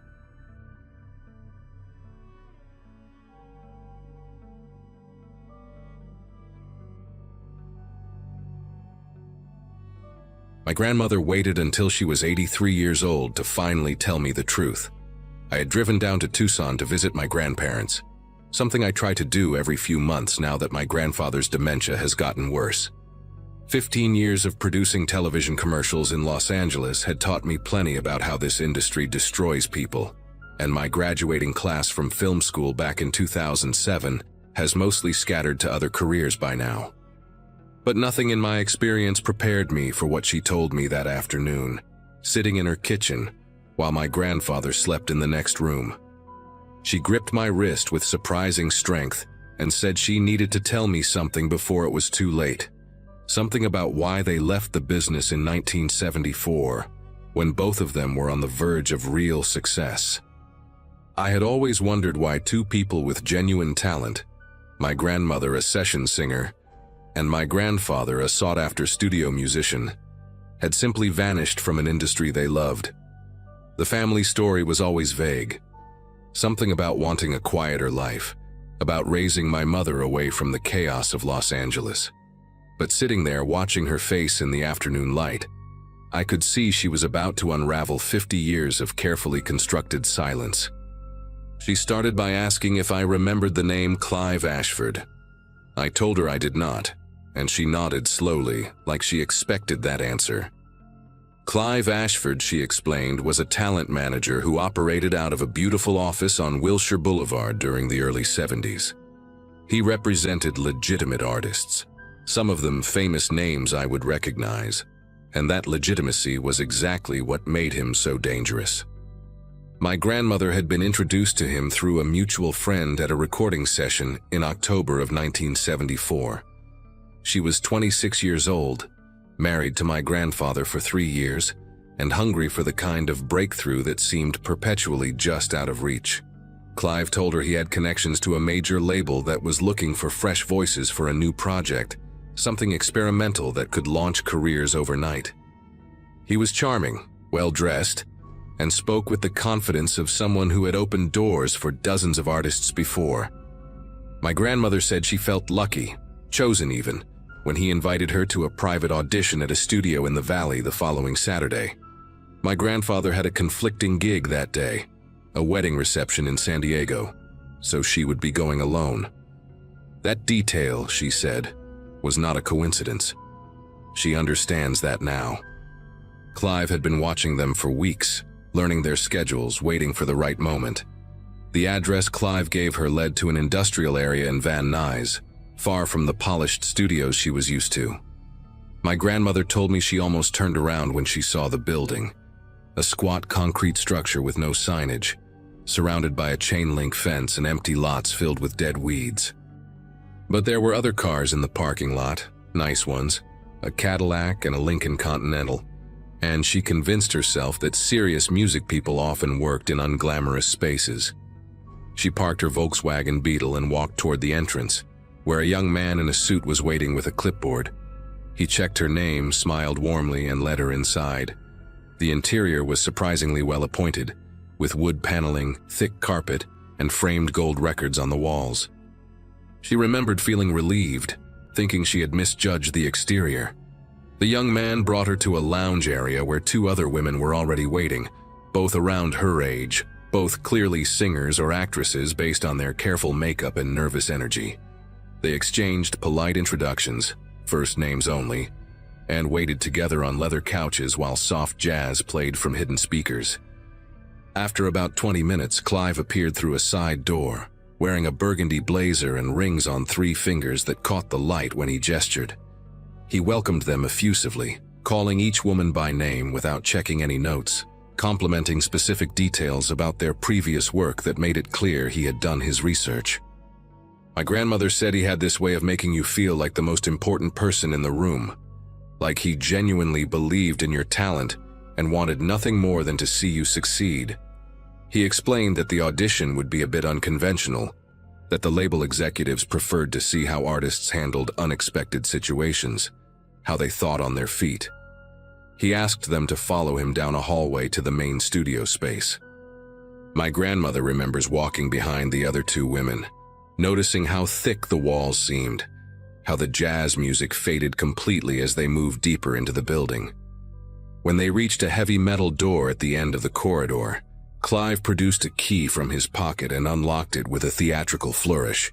He pushed it open and stepped aside, gesturing for them to enter. My grandmother was the last one through, and she heard the lock click shut behind her before she fully registered what she was seeing. The room was not a recording studio. It was a warehouse space, bare concrete floors and exposed pipes overhead, with industrial lighting that buzzed and flickered. In the center stood a long table covered with items that made no sense in context.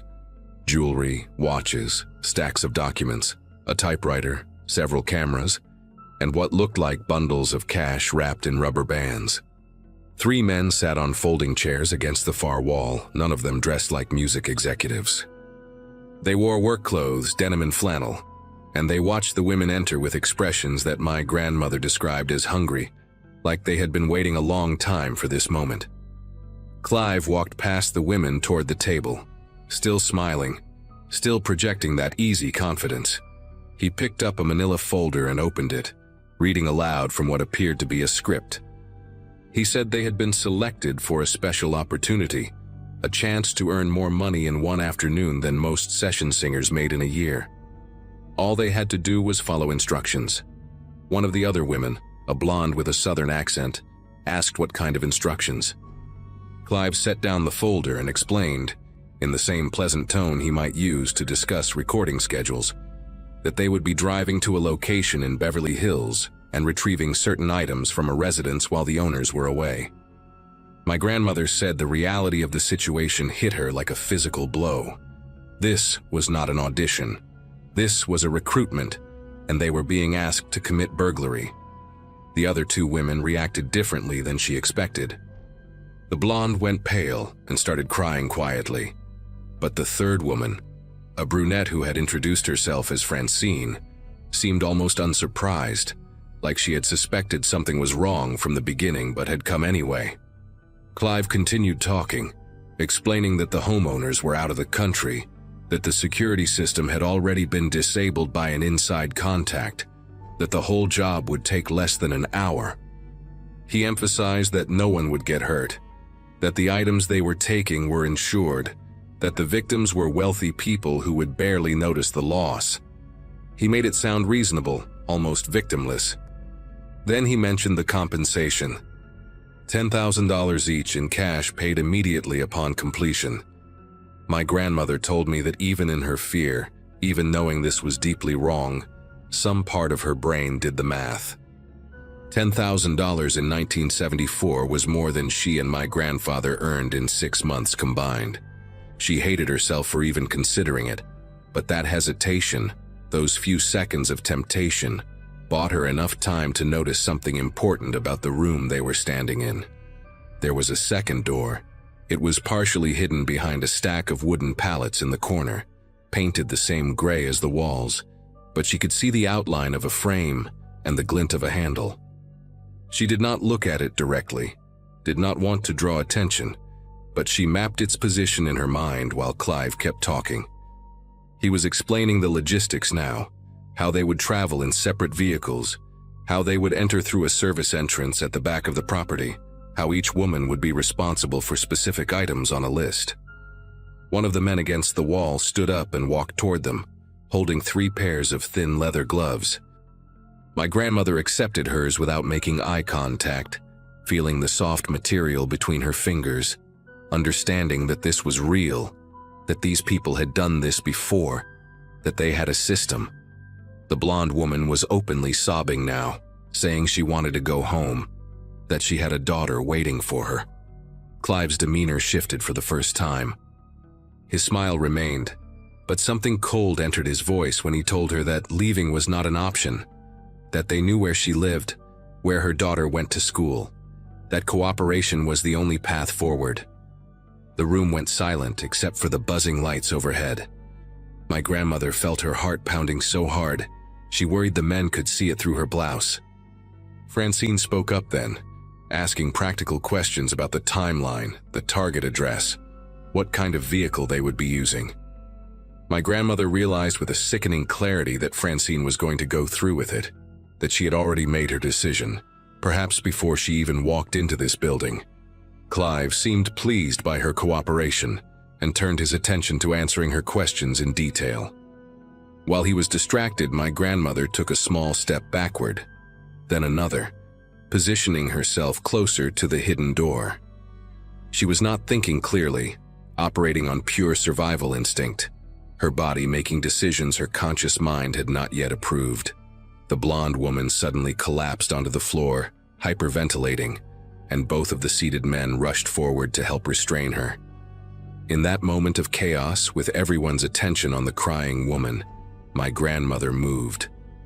She crossed the distance to the pallets in 4 quick strides, found the door handle, and pulled.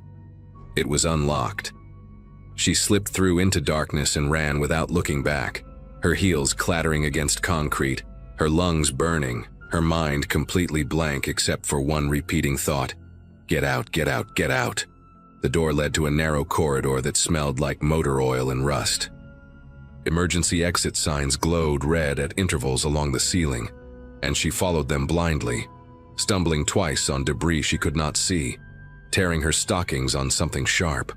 She could hear shouting behind her now, male voices echoing off the walls. But she did not slow down. The corridor ended at a metal fire door with a push bar, and she hit it at full speed, bursting out into blinding afternoon sunlight. She found herself in an alley behind the building, dumpsters overflowing with garbage, a stray dog watching her from beside a pile of cardboard boxes. Her Volkswagen was parked on the other side of the building, impossible to reach without being seen, so she made a decision in a fraction of a second and ran the opposite direction, toward the street. She kicked off her heels and sprinted barefoot on hot asphalt, not caring about the pain, not caring about anything except putting distance between herself and that gray concrete room. She reached a busy intersection and flagged down the first car she saw, a station wagon driven by an elderly woman who looked terrified by this barefoot, wild-eyed stranger pounding on her window. My grandmother begged her to drive, said she was being chased, said her life was in danger. The woman hesitated for only a moment before unlocking the door. They drove in silence for several miles before my grandmother felt safe enough to speak. The woman, whose name she never learned, dropped her at a gas station in Burbank, where she called my grandfather from a payphone. She was crying so hard she could barely form words, and he left the wedding reception immediately, driving 90 miles an hour up the freeway to reach her.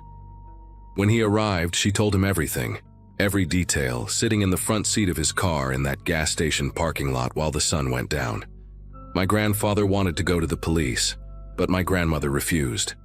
Clive knew her name, knew where she worked, probably knew where they lived. These were not amateurs running a small-time scam. This was organized, methodical, and clearly not the first time they had done this.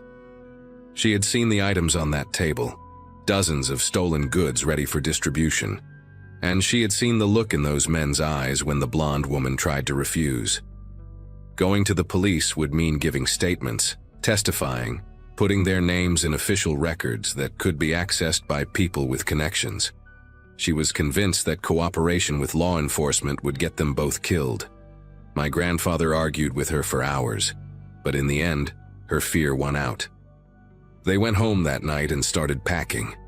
Within 2 weeks, they had sold everything they could not fit in their car and driven to Tucson, where my grandfather had a cousin willing to let them stay until they found their footing. They told everyone they were leaving for personal reasons, family obligations, a sick relative who needed care. They canceled recording sessions, broke contracts, burned bridges with producers and labels who had invested time and money in their careers. My grandmother said the hardest part was not the financial loss or the professional destruction, but the silence that followed. For years, she waited for a knock on the door, a threatening phone call, some sign that Clive and his people had tracked them down. It never came. She does not know what happened to the blonde woman or to Francine. She never saw any news reports about a burglary ring being dismantled, never heard the name Clive Ashford mentioned in connection with any criminal investigation. It was as if that afternoon in Van Nuys had been erased from history, existing only in her memory, a wound that never fully healed. She and my grandfather rebuilt their lives in Tucson, found regular jobs, raised my mother in quiet anonymity. They never spoke about what happened, not to each other, not to anyone. My grandfather took the secret to his dementia, and my grandmother carried it alone for 50 years, until that afternoon in her kitchen, when she finally decided I was old enough and successful enough in the same industry that had nearly destroyed her to know the truth. I drove back to Los Angeles the next day with my head spinning. I spent weeks searching for any trace of Clive Ashford, combing through old newspaper archives, industry records, public databases.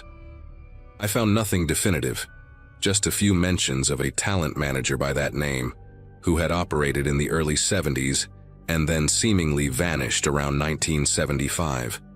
No criminal charges, no obituary, no forwarding address. I thought about hiring a private investigator, about digging deeper, but something stopped me. Maybe it was the look on my grandmother's face when she finished her story, the relief mixed with residual terror that had lived in her for half a century.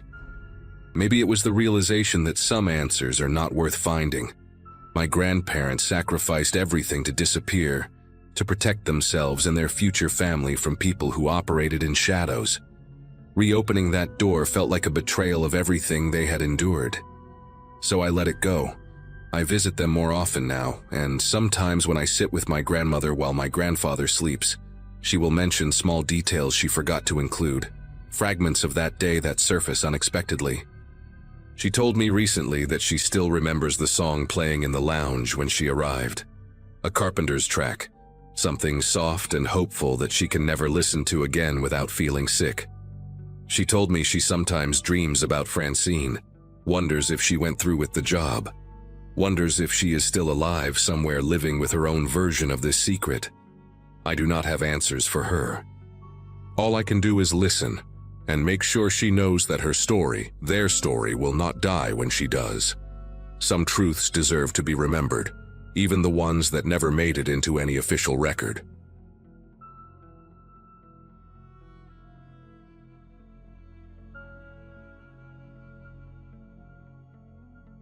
Late summer in 2024 found me staying at my grandmother Edith's house for a few nights, trying to help my mom manage things from a distance.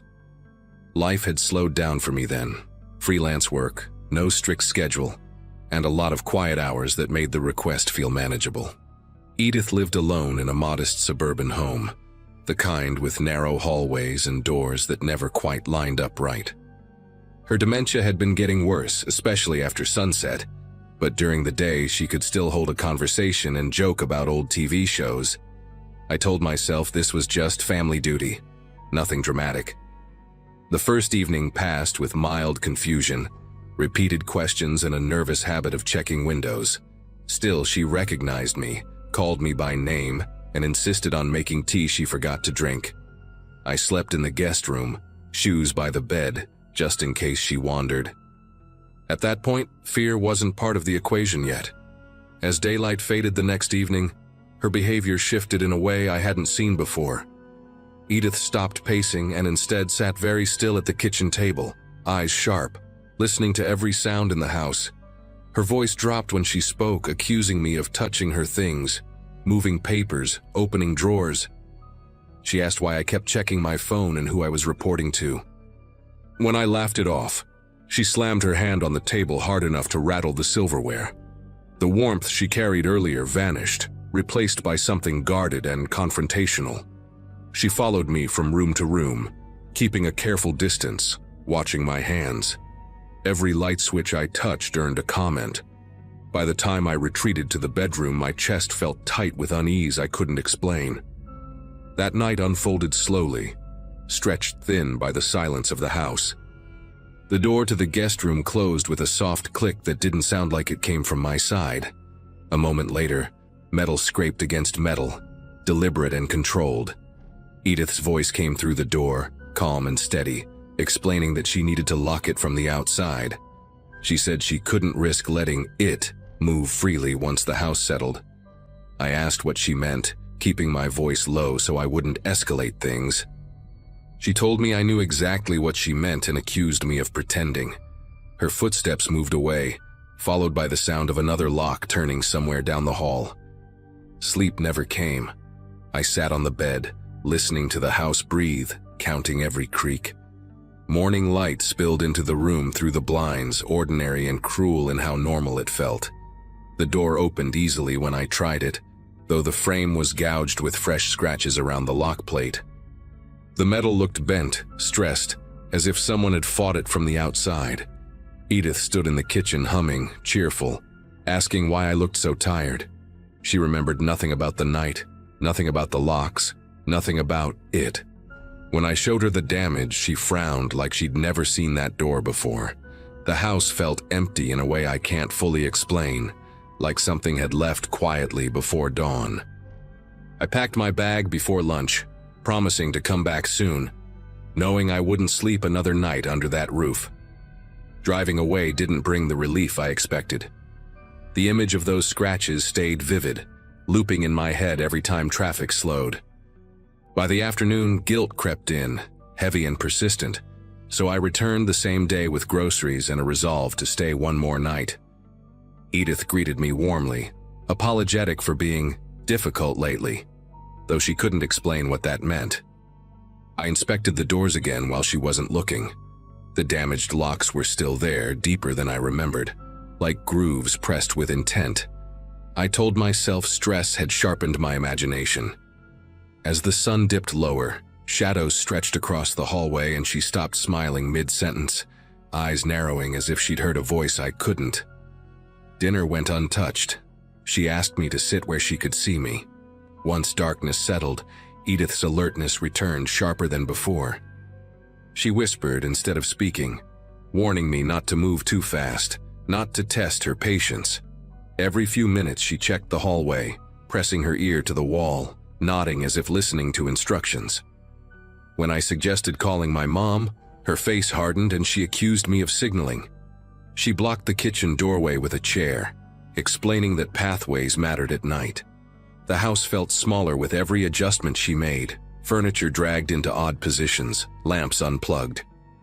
When I finally excused myself to the bedroom, she followed, standing just far enough away that I couldn't read her expression clearly. The door closed between us, and I waited for the sound I dreaded. This time the locks came quickly, firm clicks followed by the unmistakable scrape of force. Edith spoke through the door again, steady and patient, saying tonight was worse, that it was learning. She said she could hear it breathing near the vents, and that it copied footsteps when it moved. I asked her to unlock the door, trying to reason, but she only replied that love sometimes meant restraint. Something brushed the other side of the door, slow and deliberate, not heavy, but intentional enough to make my pulse race. The ceiling vent rattled once, then fell silent. I sat on the floor until my legs went numb, listening to her whisper instructions to someone who wasn't there. Morning arrived muted and gray. Edith slept in her chair, hands folded, peaceful. She laughed when I asked about the night, insisting she'd gone to bed early. The scratches on the lock were worse, curling outward like metal peeled back with fingernails. I took photos, called my mom, and arranged for in-home care that same day. When the caregiver arrived, Edith stood close to me, gripping my sleeve, quietly asking if I'd told them about it. I didn't answer. Leaving that house felt final this time, not rushed, just necessary. Whatever she believed she was protecting us from, I couldn't stay long enough to find out. I didn't go back after that day, but the house didn't leave my thoughts. Over the next week, the caregiver called twice to ask questions that made my chest tighten. She mentioned Edith insisting certain doors stay sealed after sunset, and refusing to sleep unless chairs were wedged under handles. One evening, the caregiver found Edith standing in the hallway, pressing her palm flat against a bedroom door, listening. When asked what she was doing, Edith said she was checking whether it had learned patience yet. The caregiver laughed it off at first, assuming it was part of the illness. Then she noticed the vents had been covered with towels, tightly packed, as if to block airflow. No one could explain how Edith had the strength to do that alone. A week later, a locksmith was brought in to replace the damaged hardware. He called me directly, sounding unsettled, asking what kind of force could cause that kind of wear from the outside. He said the grooves weren't consistent with tools, more like repeated pressure from something uneven. While he worked, Edith sat at the kitchen table, calm and polite, offering him candy she kept in her pocket. She told him not to worry, that it wouldn't try anything during the day. When he asked what she meant, she just smiled and said daylight made rules simpler. He finished faster than planned and refused to stay past dusk. That was the first time someone else reacted the way I had. The final incident happened less than a month later. The caregiver arrived one morning to find Edith locked inside her bedroom, door sealed from the outside, furniture dragged into place. Edith answered through the door, annoyed at being disturbed, explaining she'd done it herself to keep things contained.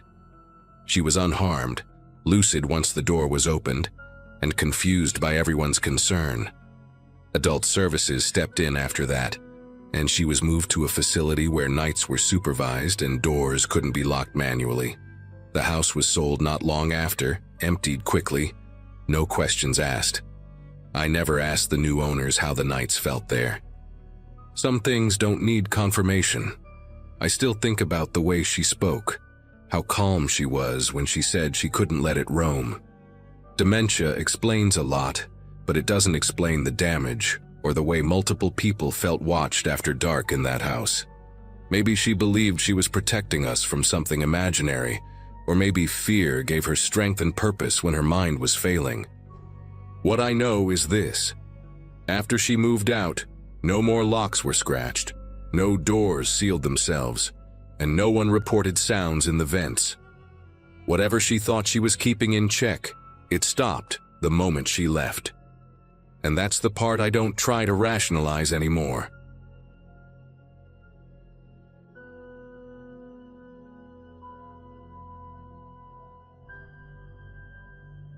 People in this community usually understand why someone waits years before putting a story into words, and that's the case here too. I'm writing about something that happened during the last stretch of my childhood, in a quiet town where routines mattered more than questions. At the time, my days were split between school, a part-time job at a hardware store, and wandering the neighborhood with friends until the streetlights buzzed on. Life felt narrow but stable, the kind of rhythm you don't think will ever break. One person who fit into that rhythm was a girl named Kara, someone I'd known since elementary school. We lived 3 blocks apart, shared the same bus stop, and had the kind of friendship that didn't need constant talking. Her house always smelled faintly of boiled vegetables and old paper, a detail that stuck with me even then. None of us imagined how abruptly that familiar presence could vanish. Kara lived with her grandmother, a woman everyone called Mrs. Wilkes, who seemed ancient even back then. She moved slowly, spoke carefully, and kept her curtains drawn tight no matter the time of day. Over one summer, her behavior shifted in a way that adults whispered about but never explained to us. She began repeating herself mid-sentence, snapping over tiny things like shoes left by the door, or insisting the windows stay sealed even in the heat. Kara stopped staying out late and started leaving our hangouts early, always citing rules she couldn't bend. When I visited, I noticed notes taped to the fridge listing exact meal times and portions, written in shaky ink. The house felt tense, like it was holding its breath. Still, nobody called it dangerous, just sad or confusing. As months passed, Kara changed too, in subtler ways that were easy to miss if you weren't close. She started flinching when strangers walked past us on the sidewalk, tugging her sleeves down over her hands. She talked about food as if it were risky, refusing anything that hadn't been prepared a certain way. Sometimes she'd pause mid-conversation, listening for sounds no one else reacted to. When I asked what she heard, she'd shrug and change the subject. Her grandmother stopped answering the door altogether, and the mailbox filled until the metal door barely closed. Neighbors said they saw grocery deliveries left on the porch overnight. The house became a place people glanced at but avoided. Then, without warning or explanation, Kara disappeared. One day her bus seat was empty, and the next week the school office said she'd been withdrawn. Mrs. Wilkes' house went dark, the notes vanished from the windows, and a lock appeared on the outside of the gate. Adults gave rehearsed answers about family matters and told us to stop speculating. Years later, after I'd left town and built a life elsewhere, curiosity pulled me back into the story. Public records showed both Kara and her grandmother had been living in near isolation for a long time, following rigid schedules and strict rules driven by fear. Doctors later suggested untreated psychological illness, especially in the grandmother. What still unsettles me is how closely Kara's breakdown mirrored the routines she was taught, and how little anyone intervened before it was too late. After that brief look into the records, I couldn't shake the feeling that something had been quietly buried. I started reaching out to people who'd known the family back then, framing it as nostalgia rather than concern. One former neighbor remembered the exact day things finally collapsed, describing it as unusually quiet, even for that street. According to her, Mrs. Wilkes had stopped allowing any noise in the house, including the radio or television. Kara had been pulled out of school weeks earlier and was rarely seen outside. That day, a delivery driver reportedly waited on the porch for nearly an hour, knocking softly, then louder, before leaving the bags untouched. No one saw movement behind the curtains. The silence bothered people more than shouting ever would have. I tracked down a retired social worker who had briefly reviewed the case years after the disappearance. She spoke carefully, choosing words like she was still being recorded. She explained that the grandmother had developed severe paranoia, centered around contamination and outside influence. Her routines weren't just habits but protective rituals, enforced with absolute authority. Kara's role shifted from child to participant, then to enforcer, mirroring behaviors that kept them safe. The records noted that Kara resisted at first, sneaking food or lingering at windows. Over time, those acts stopped. The social worker said this kind of psychological entanglement was rare but devastating, especially without intervention. What disturbed me most was learning how that final day unfolded. Emergency services were called by a neighbor after a smell-raised concern, something sour and unmistakably wrong. Inside, they found Mrs. Wilkes unresponsive, her body already cold. Kara was still alive, sitting at the kitchen table, following the schedule taped to the wall. She hadn't eaten since the previous evening because the next mealtime hadn't arrived yet. She didn't cry or speak when help arrived, only asked whether the house would be sealed again afterward. The responders noted her calm as unsettling, like someone waiting for permission to exist. Kara was taken away that day and placed into long-term care, though details about where she went were limited. Her grandmother's death was ruled natural, but the circumstances raised concerns that never led to charges. The house was sold, cleaned, and repainted, erasing visible traces of what happened inside. Still, whenever I think back to that single day, it feels like a quiet ending to a long, invisible disaster. A child learned fear as routine, obedience as safety, and isolation as love. Even now, I wonder how different things might have been if someone had knocked harder, asked more questions, or refused to look away. What followed was a kind of quiet aftermath that didn't make headlines or inspire town meetings. Kara became a topic people referenced vaguely, as if details might summon something unpleasant back into the room. I learned she was evaluated extensively and diagnosed with severe anxiety shaped by prolonged psychological control. Professionals believed she could improve, but only with long-term care and strict boundaries separating her from the patterns she'd learned. The grandmother's influence was described as pervasive, not malicious in a simple sense, but consuming. Fear had structured every hour of that house. When authorities removed Kara, they also removed the framework she understood as survival. Recovery, I was told, meant rebuilding her sense of time, choice, and trust from the ground up. I drove past the old house once after learning all this, mostly out of a need to see it with my own eyes. The curtains were open now, and someone had planted flowers along the fence line. From the outside, it looked ordinary, almost inviting. Standing there, I tried to reconcile that image with the lists on the fridge, the locked gate, the silence stretching day after day. It struck me how easily suffering can blend into a neighborhood without triggering alarms. Nobody thought to question the rules inside that home, because they were labeled as personal, private, and therefore untouchable. That realization stayed with me longer than the story itself. I sometimes think about Kara sitting at that kitchen table, following instructions that no longer protected anyone. The image isn't dramatic, just deeply sad. A child trained to obey fear until it replaced instinct. Medical explanations help, but they don't erase the feeling that something human failed long before professionals were called. The systems designed to notice patterns didn't notice hers. Friends like me didn't recognize the warning signs for what they were. We accepted oddness as character, control as care, and silence as normal. Those small allowances accumulated into years of isolation. Sharing this now isn't about reopening wounds or assigning blame. It's about acknowledging how quietly damage can spread when routines harden into law and love becomes conditional. Kara survived, and that matters, even if her life took a path none of us imagined. The house moved on, the town moved on, and most people forgot. I didn't, and I probably never will. Some stories don't end with answers, only with the knowledge that attention, when delayed, can change everything. That's the part I carry with me, and the reason I finally wrote this down.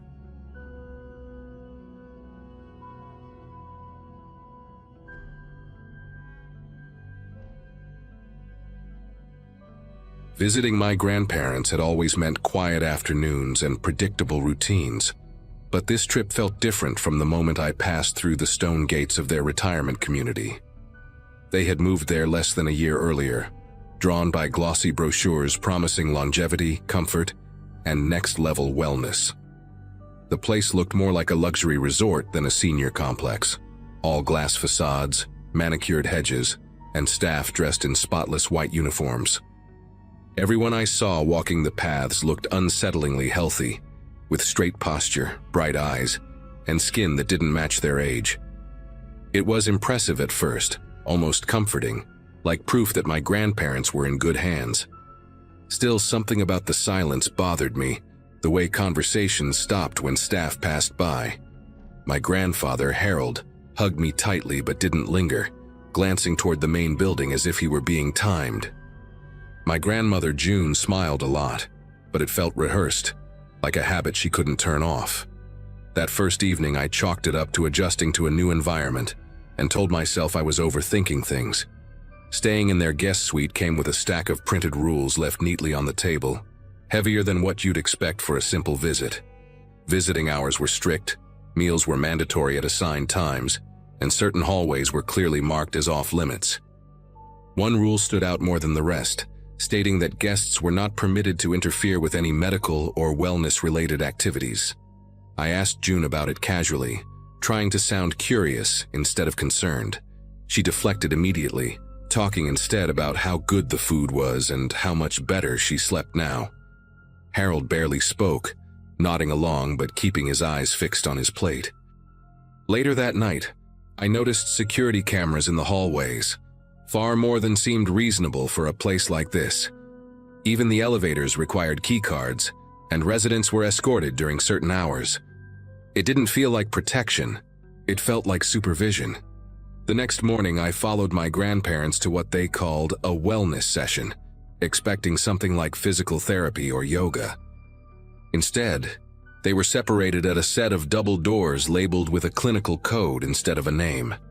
Guests weren't allowed inside, so I waited nearby, pretending to scroll on my phone while listening. From behind the doors came low humming sounds, mechanical and steady, mixed with voices giving calm instructions. Residents went in relaxed and talkative, but when they came back out, their expressions were blank, their movements precise, almost synchronized. One woman passed me, her pupils oddly dilated, her smile fixed as if she'd forgotten why she was smiling. A staff member noticed me watching and gently repositioned himself between me and the doorway without saying a word. The message was clear enough without language. When my grandparents returned, they claimed everything was fine, but neither could explain what the procedure actually involved. As the day went on, small details started piling up in ways I couldn't ignore anymore. I overheard two residents whispering near the garden, one asking the other how many cycles they had left. In the common lounge, a television looped promotional videos about vitality and extended lifespan, always cutting away before explaining how it was achieved. I noticed locked doors marked as medical storage, each with biometric scanners instead of simple locks. During lunch, June repeated the same story twice, word for word, unaware she'd already told it. Harold's hands rested perfectly still on the table, not even trembling when he lifted his glass. When I asked about friends they'd made there, they struggled to name anyone who had moved out or passed away. That was when it hit me that no one ever seemed to leave this place. Not really. That afternoon, curiosity pushed past politeness, and I took a longer walk alone through the community while my grandparents rested. Behind the main recreational wing, a service corridor branched off toward a low building with frosted windows. and no signage. A faint antiseptic smell hung in the air, sharp enough to sting the nose.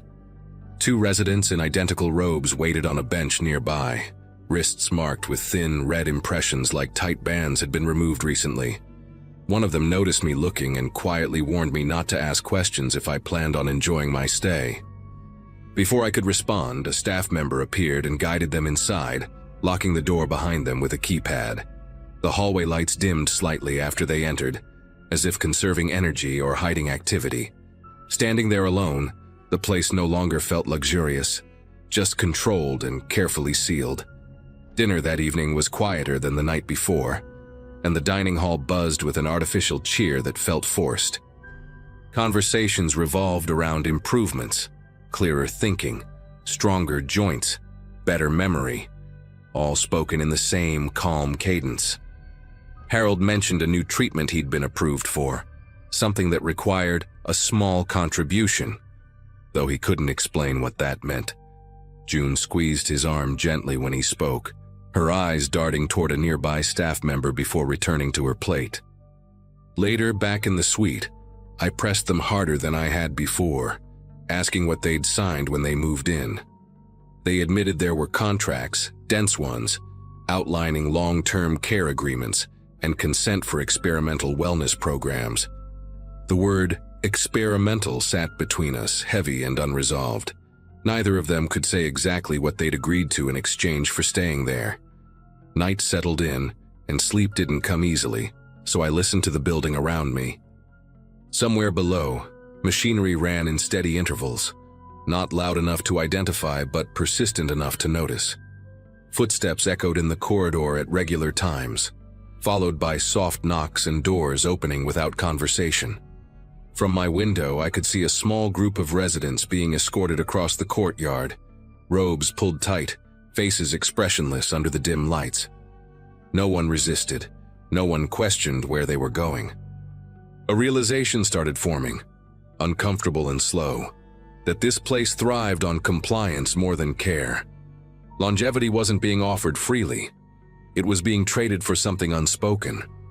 Lying there, staring at the ceiling, the idea that my grandparents were part of a system feeding on fear of aging refused to leave my mind. By morning, resolve replaced hesitation, and I confronted a staff supervisor in the lobby, asking directly what these procedures involved. The response was smooth and rehearsed, full of vague language about regenerative therapies and cognitive preservation. When I mentioned residents not remembering basic details or repeating themselves, her tone shifted just slightly, enough to notice. She reminded me that participation was voluntary and that extended life required commitment and sacrifice. That word again, sacrifice, echoed louder than anything else she said. When I returned to the suite, Harold and June were already dressed, ready for another session they hadn't told me about. They insisted I should enjoy the amenities while I could, speaking as if time there was limited for visitors like me. Watching them walk away with their assigned escort, the distance between suspicion and certainty finally closed.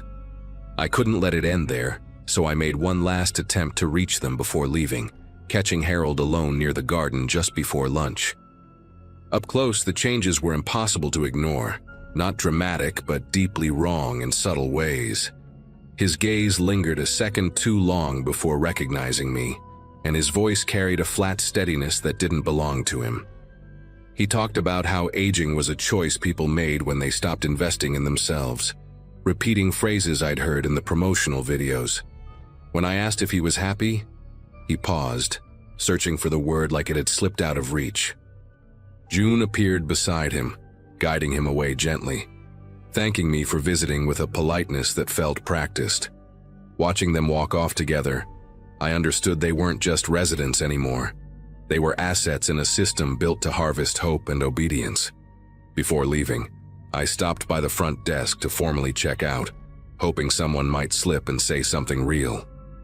Instead, I was handed a pamphlet about future enrollment opportunities and told visitors often reconsider once they see the benefits firsthand. The implication wasn't subtle, and it left a sour weight in my chest.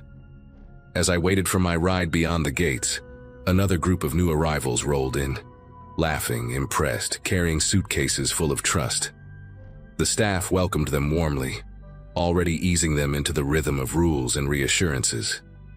I wanted to warn them, to say something, anything, but every part of the place seemed designed to smother doubt before it could take root. Leaving felt less like a goodbye and more like an escape. Once home, I tried to convince myself that reporting the place would change something, but every attempt hit a wall of legality and consent forms. Everything had been signed, approved, sanitized by language that hid consequences behind promises. My grandparents stopped answering calls after a while, and when they did respond, their messages were short and oddly formal. They spoke about progress, clarity, commitment, words that sounded less like them each time. Months later, I received a letter informing me that visits were no longer recommended for the sake of their continued wellness. No explanation, just a polite closing statement and a signature from someone I'd never met. It felt like being quietly written out of their lives. What stays with me now isn't just fear, but the understanding of how easily people can be guided when the alternative is decline and loss. That community never needed chains or threats, only the promise of more time and the subtle erosion of choice. I still think about Harold's pause when I asked if he was happy, that brief gap where the truth almost surfaced. Whatever they're doing there works, at least on the surface, and that's the most disturbing part. The residents look alive, vibrant even, but something essential has been traded away. I don't know if my grandparents are still themselves anymore, only that they chose to stay, and the system made sure that choice became permanent.